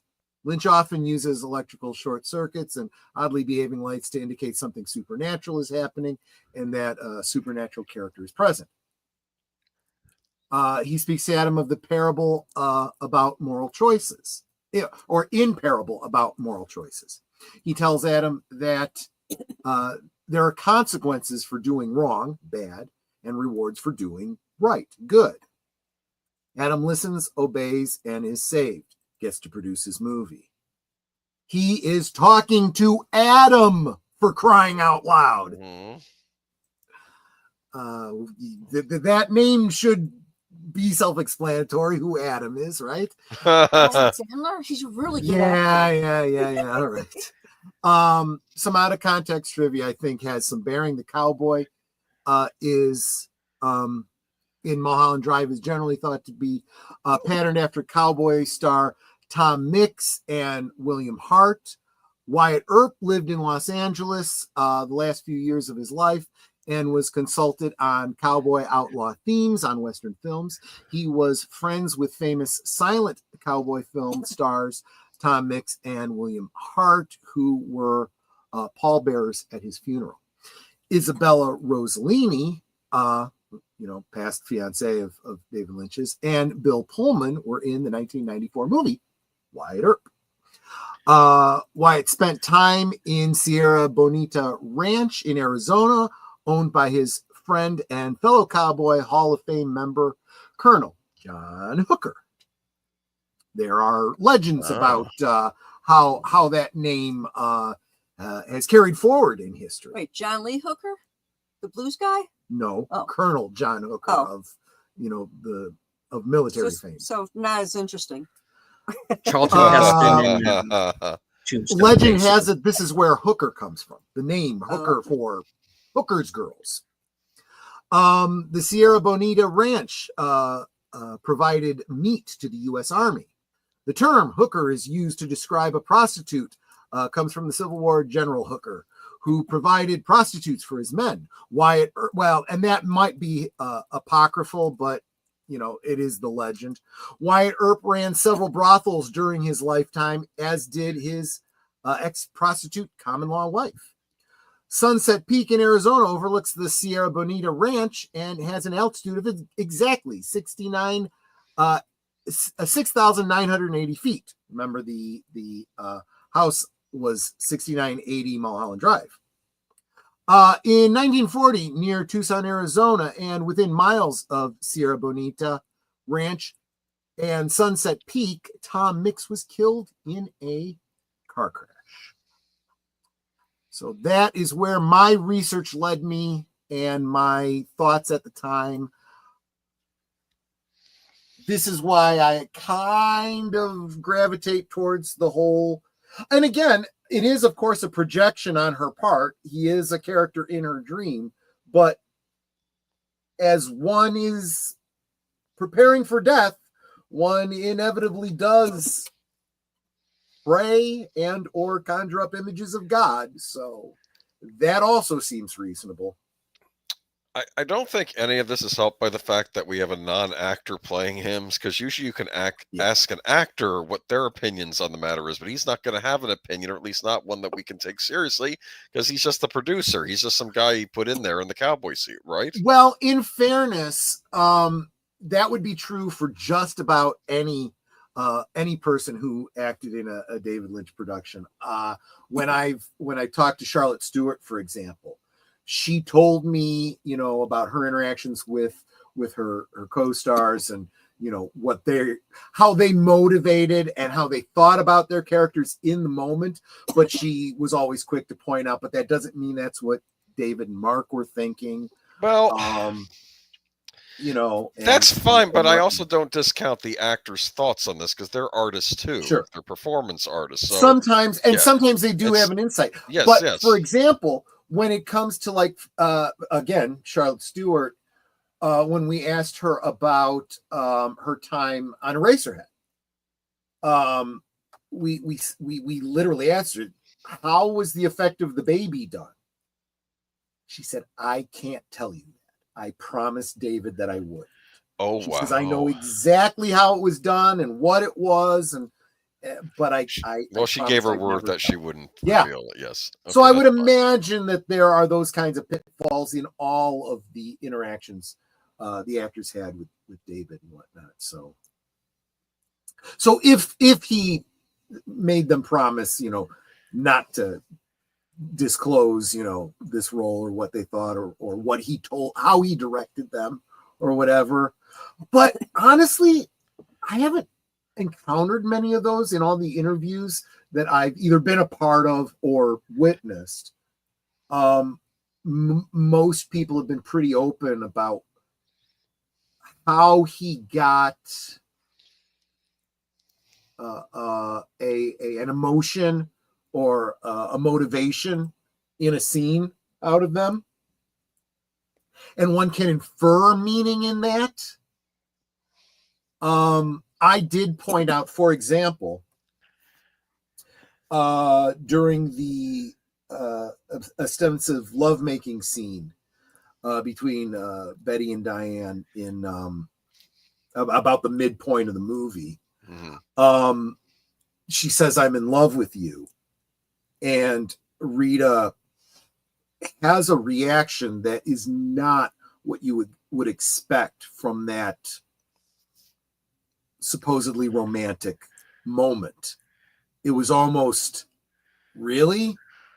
I'm not so sure about that, or, oh, that's not good, That's kind of how it looked. Now, I'm not saying that she was specifically directed by David Lynch in that specific way.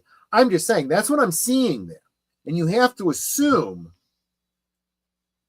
that if a meaning is conveyed in a look, and that's what you're getting out of it, there was probably some direction in regards to that reaction. Huh.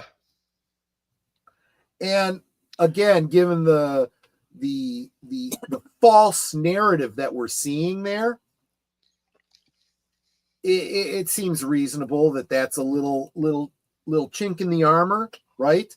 The armor, when I say armor, I mean that's what this whole dream is. It is a defense mechanism against reality. And if something's a little out of place, or goes a little fuzzy, goes a little hinky, you kind of take notice of it. You realize there's a little bit of reality seeping through there. If only there had been safe spaces when this movie was made. No, I'm kidding. I think the foolish idea is to believe there is such a thing as a safe space. Yes, that's probably true. Yes. You had no real feeling. Yeah, there was. Well, see, that's the problem for Rita. You want to assume a genuineness, because in the narrative of the dream, she really is vulnerable. She's being cared for, and she's grateful, and you assume she's got feelings. But I feel like the bit of reality is showing through, where a little bit of Camilla is showing through there in a moment.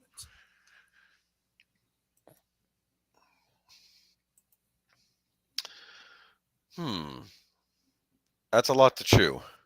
Yeah. I mean, there's a lot more that I could get into, like which of course I probably shouldn't on someone else's stream, but the same-sex relationship, with abuse in the background, and how one could have their personal preferences affected by past trauma and so forth. I have a question though. The dude in Winkies who was having the dream or whatever, talking about the dream. Yes. Anything on that? We didn't touch on that at all. I'm just curious. Well, again, when does it take place? It takes place within the dream narrative, right? So, but who's not there? Diane's not there. Nope. Right? So one of those people has to be the Diane self-insert, the dreamer. And since he's the one saying, I had this dream and this is what I saw, I do think that is an element of her psyche. The message of that whole sequence is, in her dream, in her self-delusion, in her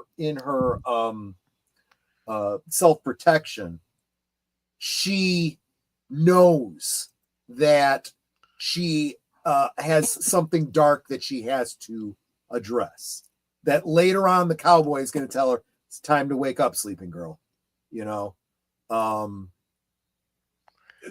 Club Silencio is going to call it out and say, this is all fake, forcing her to open Pandora's box, to see the reality. This is the part of the dream telling her, yeah, you need to address what you're hiding from. Early on, kind of also filling in the audience to look for that. And it's that dark presence, behind that is the evil, the revenge plot, hiring a hitman to kill your lover, and all the things that you've done to survive, and all the hatred you have for other people, which is why later on, after you see her hiring the hitman, and then again we go behind Winkies and we see this character, it's deflated and it's pitiable. It's like, now that you've addressed it, what does it really matter, right? Yeah. Now you're starting to wake up. Now you're starting to see everything for what it is. Anyway, those are my thoughts on it anyway.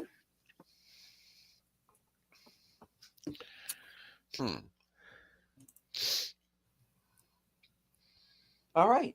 Before we go too far into that, I do want to say hello to some people who joined us in the chat earlier on, and bring up a couple of super chats that we've gotten along the way.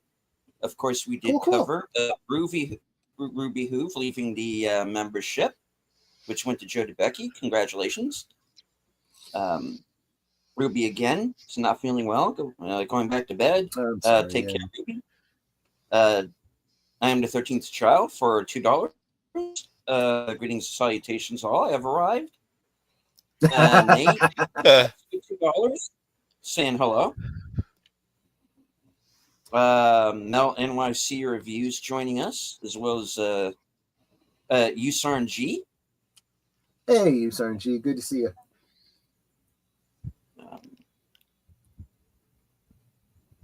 Mel also said that pillow scene at the very beginning of the movie with us entering her mind totally reminds me of one of my other favorites, being John Malkovich. Yeah, I can see that. Our resident Klingon has joined us, Mark Mounikoff. Hey, Mark. Real Wade Nation Gaming Clips.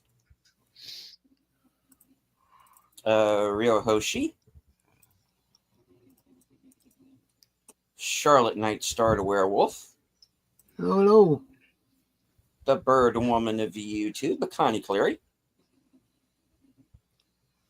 And Connie had her own live stream earlier tonight. Please check that out. In Buddhism, where's the witness? Witness who bears witness between the fantasy and the reality. The witness is the only constant that exists between reality and fantasy. Okay. Who's that? Oh, okay. Yeah, I didn't know that. Good. All right. That's right. We know that David Lynch was well versed in Buddhism. I don't know. Rio says, if it's all David Lynch, I'm going to be here regularly. Yeah. We started this show out basically as a Twin Peaks watch party where we watched every episode, including the third season on Showtime, and also the Fire Walk with Me movie. And once David Lynch passed, we decided, let's discuss his films as well. So we've been doing that. We've already covered Eraserhead, The Elephant Man, Blue Velvet, and Wild at Heart. Those episodes are all up on our channels, so you can check those prior episodes out. We've done, I think, 70 some odd episodes of this program. Oh yeah, already. maybe. Yeah. So yeah, there's plenty of content to go around. So yeah. Glad to have you. The more the merrier. We also discussed the fan film, which was Queen of Hearts, which is so good that as far as I'm concerned, it's canon. So yeah, glad to have you. The more the merrier.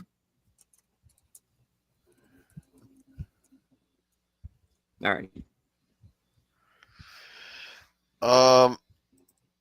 Why were the old people tiny at the end and like messing with her? Just cause. Okay. Because David Lynch is weird. Shits and giggles. No. Again, if that dark figure behind the Winkies is a representation of the evil, the bad, the sin, and whatnot, this is the needling little voices that led her to it. You know, the past trauma and all of that sort of thing.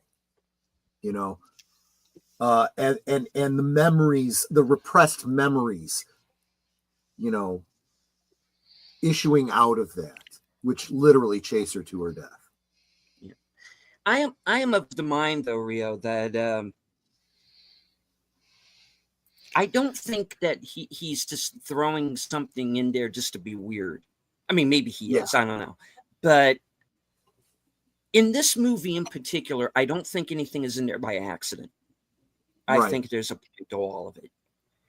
And, you know, for all the people who say that his films are non-linear, I mean, this one isn't on purpose, but Yeah, I say go back and look at Blue Velvet. That's about that's as linear very as you linear. Yeah, can get. Yeah. The Straight Story is exactly that. you Exactly. know, um, The Elephant even Man is for as crazy mostly as linear. oh, definitely. I mean, even Eraserhead, for as abstract as it is, Yeah, I think does have an A to B to C, beginning, middle, end. Um, so yeah, I always gave him the benefit of the doubt that while there could be multiple interpretations, hmm which he would leave up to the audience.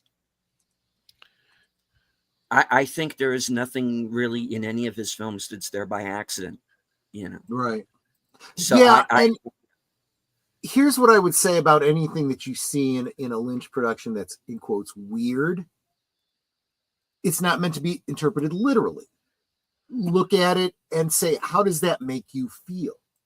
Those little people with their little, like the voices, kind of like the fly in the original, the fly, help me, very off-putting, very creepy. And I think that's the intention. The question is, how does it make you feel? If there isn't a literal interpretation, then what is the feeling it evokes? That's what he's trying to communicate.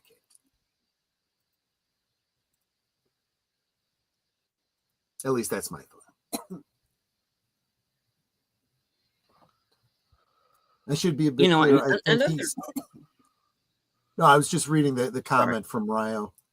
I should be a bit clearer. I think he deliberately will put in something that's not necessarily got any intentional meaning. It's there to be ambiguous. There is the possibility that he puts something there that he intends for you to project on, right? Something weird that he's like casting a line, right? He may not have a specific interpretation for it, but he intends for you to devise a meaning for it.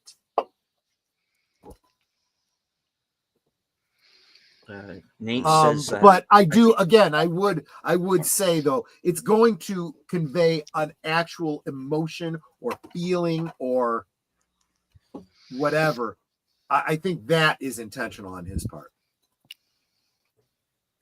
Nate says, I think the beauty of David Lynch's day is very avant-garde without being pretentious about it. Yeah, absolutely. I agree. I would say, especially even in the way he talked about his work, right? When people would say, would you like to elaborate on that? No, I would not. And he would laugh. He would be like, because it's and he would usually say something like, it stands on its own or whatever. But he was always good-natured about it. He wasn't, like you said, he was not pretentious about it. I would compare and contrast that to the modern day people that are writing stuff and want to tell you exactly what they meant. And I sit there and go, shut the hell up. If you fail to communicate that, that's on you. I don't want to hear it now. Right, because if you have to explain what you meant after the fact, that means you're not a good writer. Yeah. What's the old saying? If you have to explain the joke, you didn't tell the joke right. The same thing.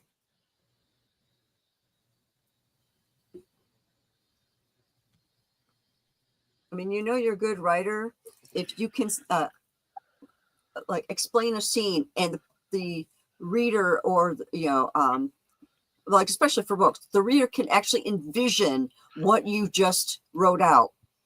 They're talking about, I don't know, a meadow with a maple tree with a swing, and you can envision that, they're a good writer. Yeah. If you can't envision it, it's like, what the heck are they talking about? Then they're not a good writer. Yeah. Anyway. Cool. I actually feel like we actually communicated the meaning behind Mulholland Drive. What do you guys think? Makes more sense now. I mean, there may still be some minor questions about minor details, but I think by and large we got it. I don't know. All I know is once Roger Ebert compared, when he saw this movie, he compared Naomi Watts to Gidget. Well, you know what? If he's talking about the Diane Selwyn character, That's probably what he was doing, referring to the character she was then playing. he might. Yes. Yeah, I would say that's a great Yeah. analogy. Yeah. Not her as an actress. She's a great actress. She can do many different kinds of parts. But yeah, I'm just saying. Yeah. I'll tell you, just this movie alone, when she plays the different roles, the strung out version.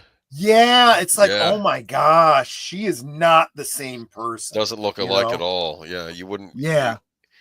It's almost like an episode of Alias where she puts on the disguises and you don't, I also feel like there was a good they did the makeup right on her too. She's like all fresh faced and bright through most of the movie, but later on she looks, for lack of a better term, dirty and sweaty. Yep. And not in a good way.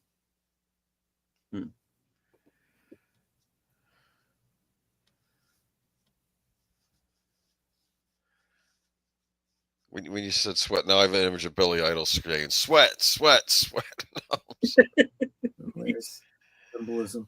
Well, Lynch is he was in a reflection in a scene, and we decided, that's a great example. That was what's his name playing Bob, right? Mm-hmm. I love that because he was in the mirror, and that was an accident. He was not supposed to be in the mirror because they said they wanted to do that shot again. Well, why? Because Frank was in the mirror. But honestly, it didn't change anything.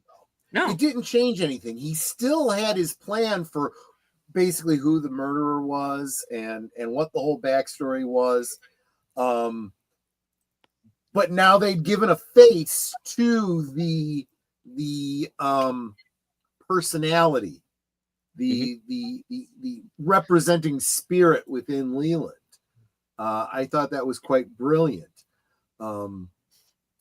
He had a way. And look, I mean, you could even say the same thing about just about everything related to casting in The Return. Who came back, who didn't come back, how they brought them back. He was literally working around reality. Whether it was Doc Hayward on a Zoom call or David Bowie as a tea kettle, These were not his original plans, but when life hands you lemons, you make lemonade. When life hands you lemons, you make a David Lynch film. Yeah, when life gives you lemons, squeeze them into a tea kettle. I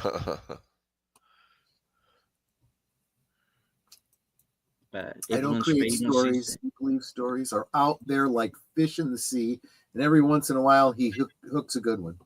Yeah, I think every creative, I think, would agree with that statement. Yeah, wasn't it Da Vinci who said that David was already in the marble? He just had to dig him out. Yep. Yeah. I'm paraphrasing because my Italian isn't that good. But well, I mean, I've heard writers say, the story is already on the page. They look at that blank page as a slab of marble. Sorry, Marvel. Ugh, I got that on the brain. Sorry. And it's just that, that's the pitfalls of being a YouTuber, folks. Right. Yes. Every writers, I've heard a lot of writers say, it's a slab of marble. I almost did it again. Damn. I guess I'll be quiet. The story is there. You just have to chip away the marble. This is the kind of the short version of what I was trying to make sound cooler than I did before. I had a brain fart. Anyway, moving on. And there were also stories that he told about how something happened on set. I mean, yeah, the Bob thing is a great example, but sometimes when an actor would give their insight or their thoughts, he'd be like, that's very interesting, and sometimes he would kind of go with it. At the same time going, yeah, you're completely wrong. Well, if he had a vision and he disagreed, he would definitely say it. It was meant to be his vision.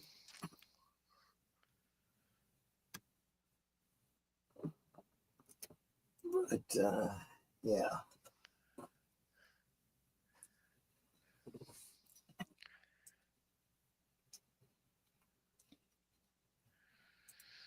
Phew. Boomer never that was jump in, weird. yeah. Don't. No, I mean, I think This Troy's could got. be the Troy and Steve show, No, I mean, Yeah. there's no birds in this movie. I did notice that. No. But Oh, you're right. There wasn't. Yeah, not that I noticed anyway. Yeah. Unless it was somebody's dinner. yeah, I know. I was waiting to see somebody eating fried chicken or something, but no, that didn't happen. No, So what I are we mean, discussing next week? Oh yeah. What's on? Sorry, what's Boomer, what were you going to say? no, I was just gonna say that I do remember seeing this in the theater when it came out, and it's one of these movies where I felt like my fellow moviegoers were not responding to it, and yet now it's considered the greatest movie of Did the you first say some decade people of got up and walked out? everyone got up and walked out except for my sister and myself. We stuck it through the end, and I think what happened is that I maybe they just couldn't handle it. I don't know what it was. It's one of the. I mean, the only other movie I was in where I saw people getting up and out, walking up and leaving was Punch Drunk Love. That was another one where people were getting angry about the. But yeah, What did your sister say about it? I don't remember, but I remember her reaction when I watched said, "Okay, Coco," and like she had like this eye roll, like what was that? Like Yeah. what was that? Like, but I think that's the whole point. I mean, I think Yeah. it's Lynch. You either like Lynch or you don't like Lynch. But the point, oddly enough, though, unlike a lot of his other movies, which tend to get panned by critics, the critics embrace this movie, and I think critics have considered this now the greatest movie made in the aughts, the first decade of the 21st century. They consider it the greatest movie of that decade. So, I mean, I don't know. It's weird. It's like his career came full circle. Yeah. I did want, and I'm glad that Deleted decided to do these movies in the order that he did.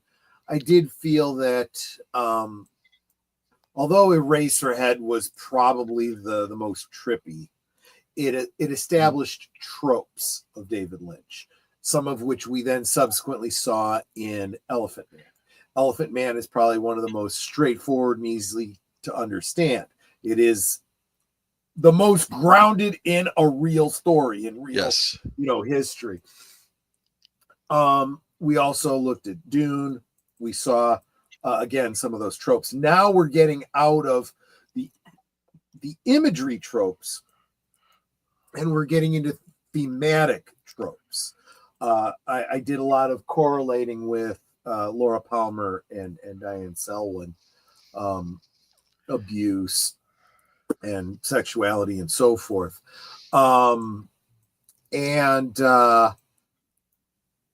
And the whole dream logic, dream sequence, dream setting, which is going to become even more prevalent in future stories that we're going to look at, but they are even more complex, and I have not done the thought and study and notes that I have on this one. I think it gets more difficult from here, but I do think this is a great foundation. I think there are elements in this movie that are going to help us tremendously with Inland Empire and the other one. The other one. What's the other movie? Lost Highway. Oh yeah.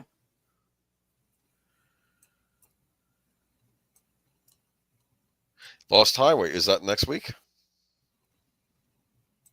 Deleted? Okay. Yeah. It's up to you. I don't want Because- to force. Yeah. Okay, No. yeah. Well. Okay. Well, Boomer, you've brought up Lost Highway on a number of occasions. I feel like that is my Lynch movie out of all of them. I might Yeah. get into that next week. I mean, I'm So not what gonna I say, just heard is he is the subject matter expert, and so he's going to do the deep dive.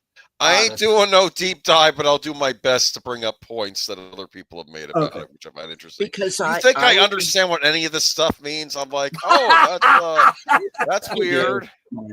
The guy, the weird guy, pale. That's death. That's death, isn't it? Yeah, I figured it out. That's my impression, you know? And I might not be wrong. Wrong. No. Yes. He definitely, to paraphrase another movie, has something to do with death. Okay. Yeah. I'll get into that next week. I have some Yeah. thoughts on that. Yeah. Because every time I see that character in Lost Highway, I keep thinking that's death. That I don't even think like it's something analogous. Like, no, that's death. And I don't know why that always pops in my head when I see him. But I'll get into that. You saw what I did there, though, right? What? Let me see. Okay. I said he has something to do with death. Okay. Who was another character that had something to do with death? Oh. All right. Now, in Assault on Precinct 13, that's said about the Napoleon Wilson character. That man has something to do with death. The actor who played Napoleon Wilson is interracial head. 6 degrees of separation, folks. Thank you and good night. I need to watch Assault on Precinct. I saw it once. I really liked it, but I should rewatch that sometime. That's an early John Carpenter. Yeah. Yeah, it's kind of a modern day Western. It's pretty cool. Yeah. No, I liked it a lot when I saw it. And the little Disney kid gets it worse than any of them. Yeah, that was pretty harsh. Yeah, he's like we're not effing around. It's like a character from a 1970s Disney movie, right? Yeah. It's like, oh man. Oh, Kim Richards is safe. She'll be fine. No one is safe in that movie. No. That's a good little action picture, actually. Yeah. I should rewatch it sometime. But yeah, I'll do my best to bring some stuff on Mulholland Drive next week. All right, sounds like a plan. You mean Lost Highway?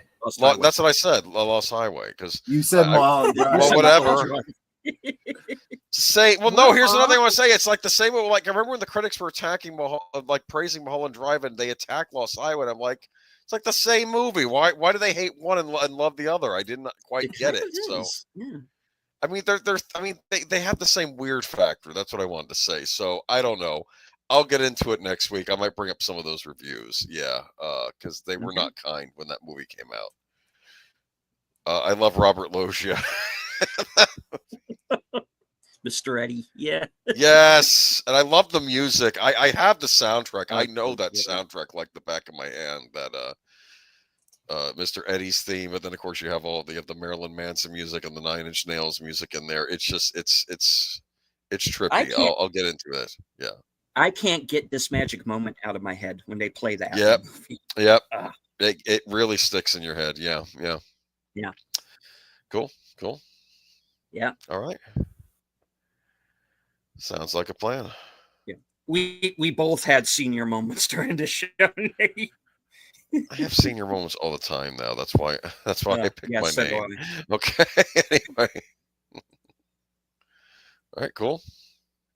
So yeah, that'll be next week. We'll do the rewatch of Lost Highway, right? Okay. Yes, sir. All right, cool. And in about 15 minutes, Netter and I will be over on our respective channels for Blake 7. Yep. And if y'all want a little bit of a treat, you can go over to Maria T. and Telly's channel. And there is a little segment called Airport Madness and Lasagna. Ma visits Francesca. Ooh. And see if you recognize any of the voices that are there. Okay.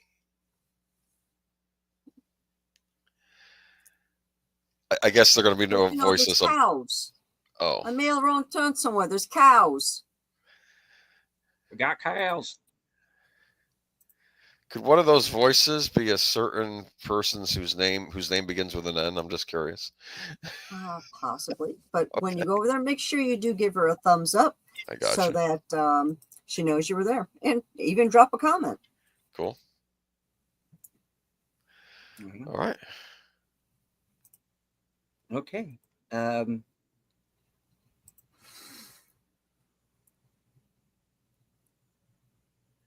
My turn? Okay.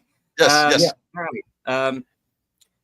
Earlier tonight, the Mystery Movie Night podcast, Jurassic World Rebirth. Oh. Check out mine and corner and Wilkie's Movies and Music Spots on that film. Also, Action Theater returning to its regular day and time, Thursday at 4:30. Bond month continues with Timothy Dalton and License to Kill. Later on that night, of course, coming attractions, which will be at 11:30 or right after Thursday Things, whichever comes first. And you'll get to find out what I am doing next week, including, and we're going to get rather controversial this week over at Western Cinema Presents. We're going to watch Rust. Oh wow. And okay. yeah, and I kind of look at this as the culmination of my first 3 years here on YouTube, because the shooting that happened on the set of Rust was in the news kind of at the time I started doing live streams, back when I did my first show, Saturday Serial. We were discussing that case. So I am looking at that show as the end of the first act of my being on YouTube. So yeah, and if anybody decides, hey, I don't want to watch the show, I get it. But Bill and I, us, we're very honest, and if we like the movie, we'll say why, and if we don't, we're not going to hold back. So it's a first watch for both of us. So you're going to be getting our honest opinion, and we will review the movie afterwards. So join us there, simulcasting on my channel and on Bill's, Sunday at 4 p.m. Cool. Yeah. And of course, join us here next week. I didn't even know the movie got made. Yeah. Yeah. A lot of people didn't. Yeah. But of course, join us right back here, same bat time, same bat channel, as we watch Lost Highway. And that's Bill Pullman, Patricia Arquette, Balthazar Getty, Rosia Blake, Richard Pryor. Yes. I'm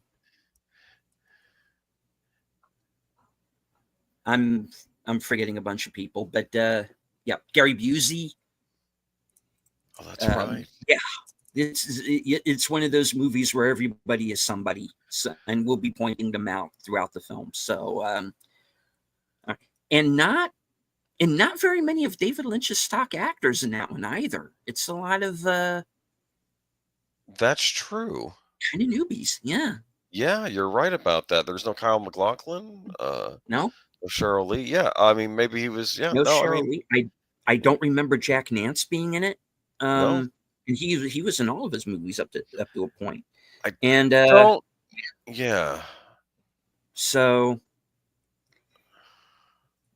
I think that kind of adds to the otherworldly nature of that film, because even for his movies, you don't have the things to normally hold on to. That's true. We'll be fine. Jack Nance is here. No, oh damn. Hey, yeah, we're not fine. But we'll get to that, as it was Richard Pryor's last movie. Yes. Okay, cool. Rather interesting one to go out on. Yeah. All right. So, Netter, would you like to take us out with your final words? Of course, y'all know we love you. You are not just our friends, you are our family. We appreciate you being here. We appreciate the many ways that you support us on our channels. You guys are Osmo. I said I wouldn't be doing this if it wasn't for you guys. I do this for you. As far as I know, we all do this for you because we want you to be entertained and we want you to keep coming back. So thank you for being here. Thank you for being a part of our family. If you stay right here, you will be redirected to Blake 7. And until next time, good night and God bless. Cool.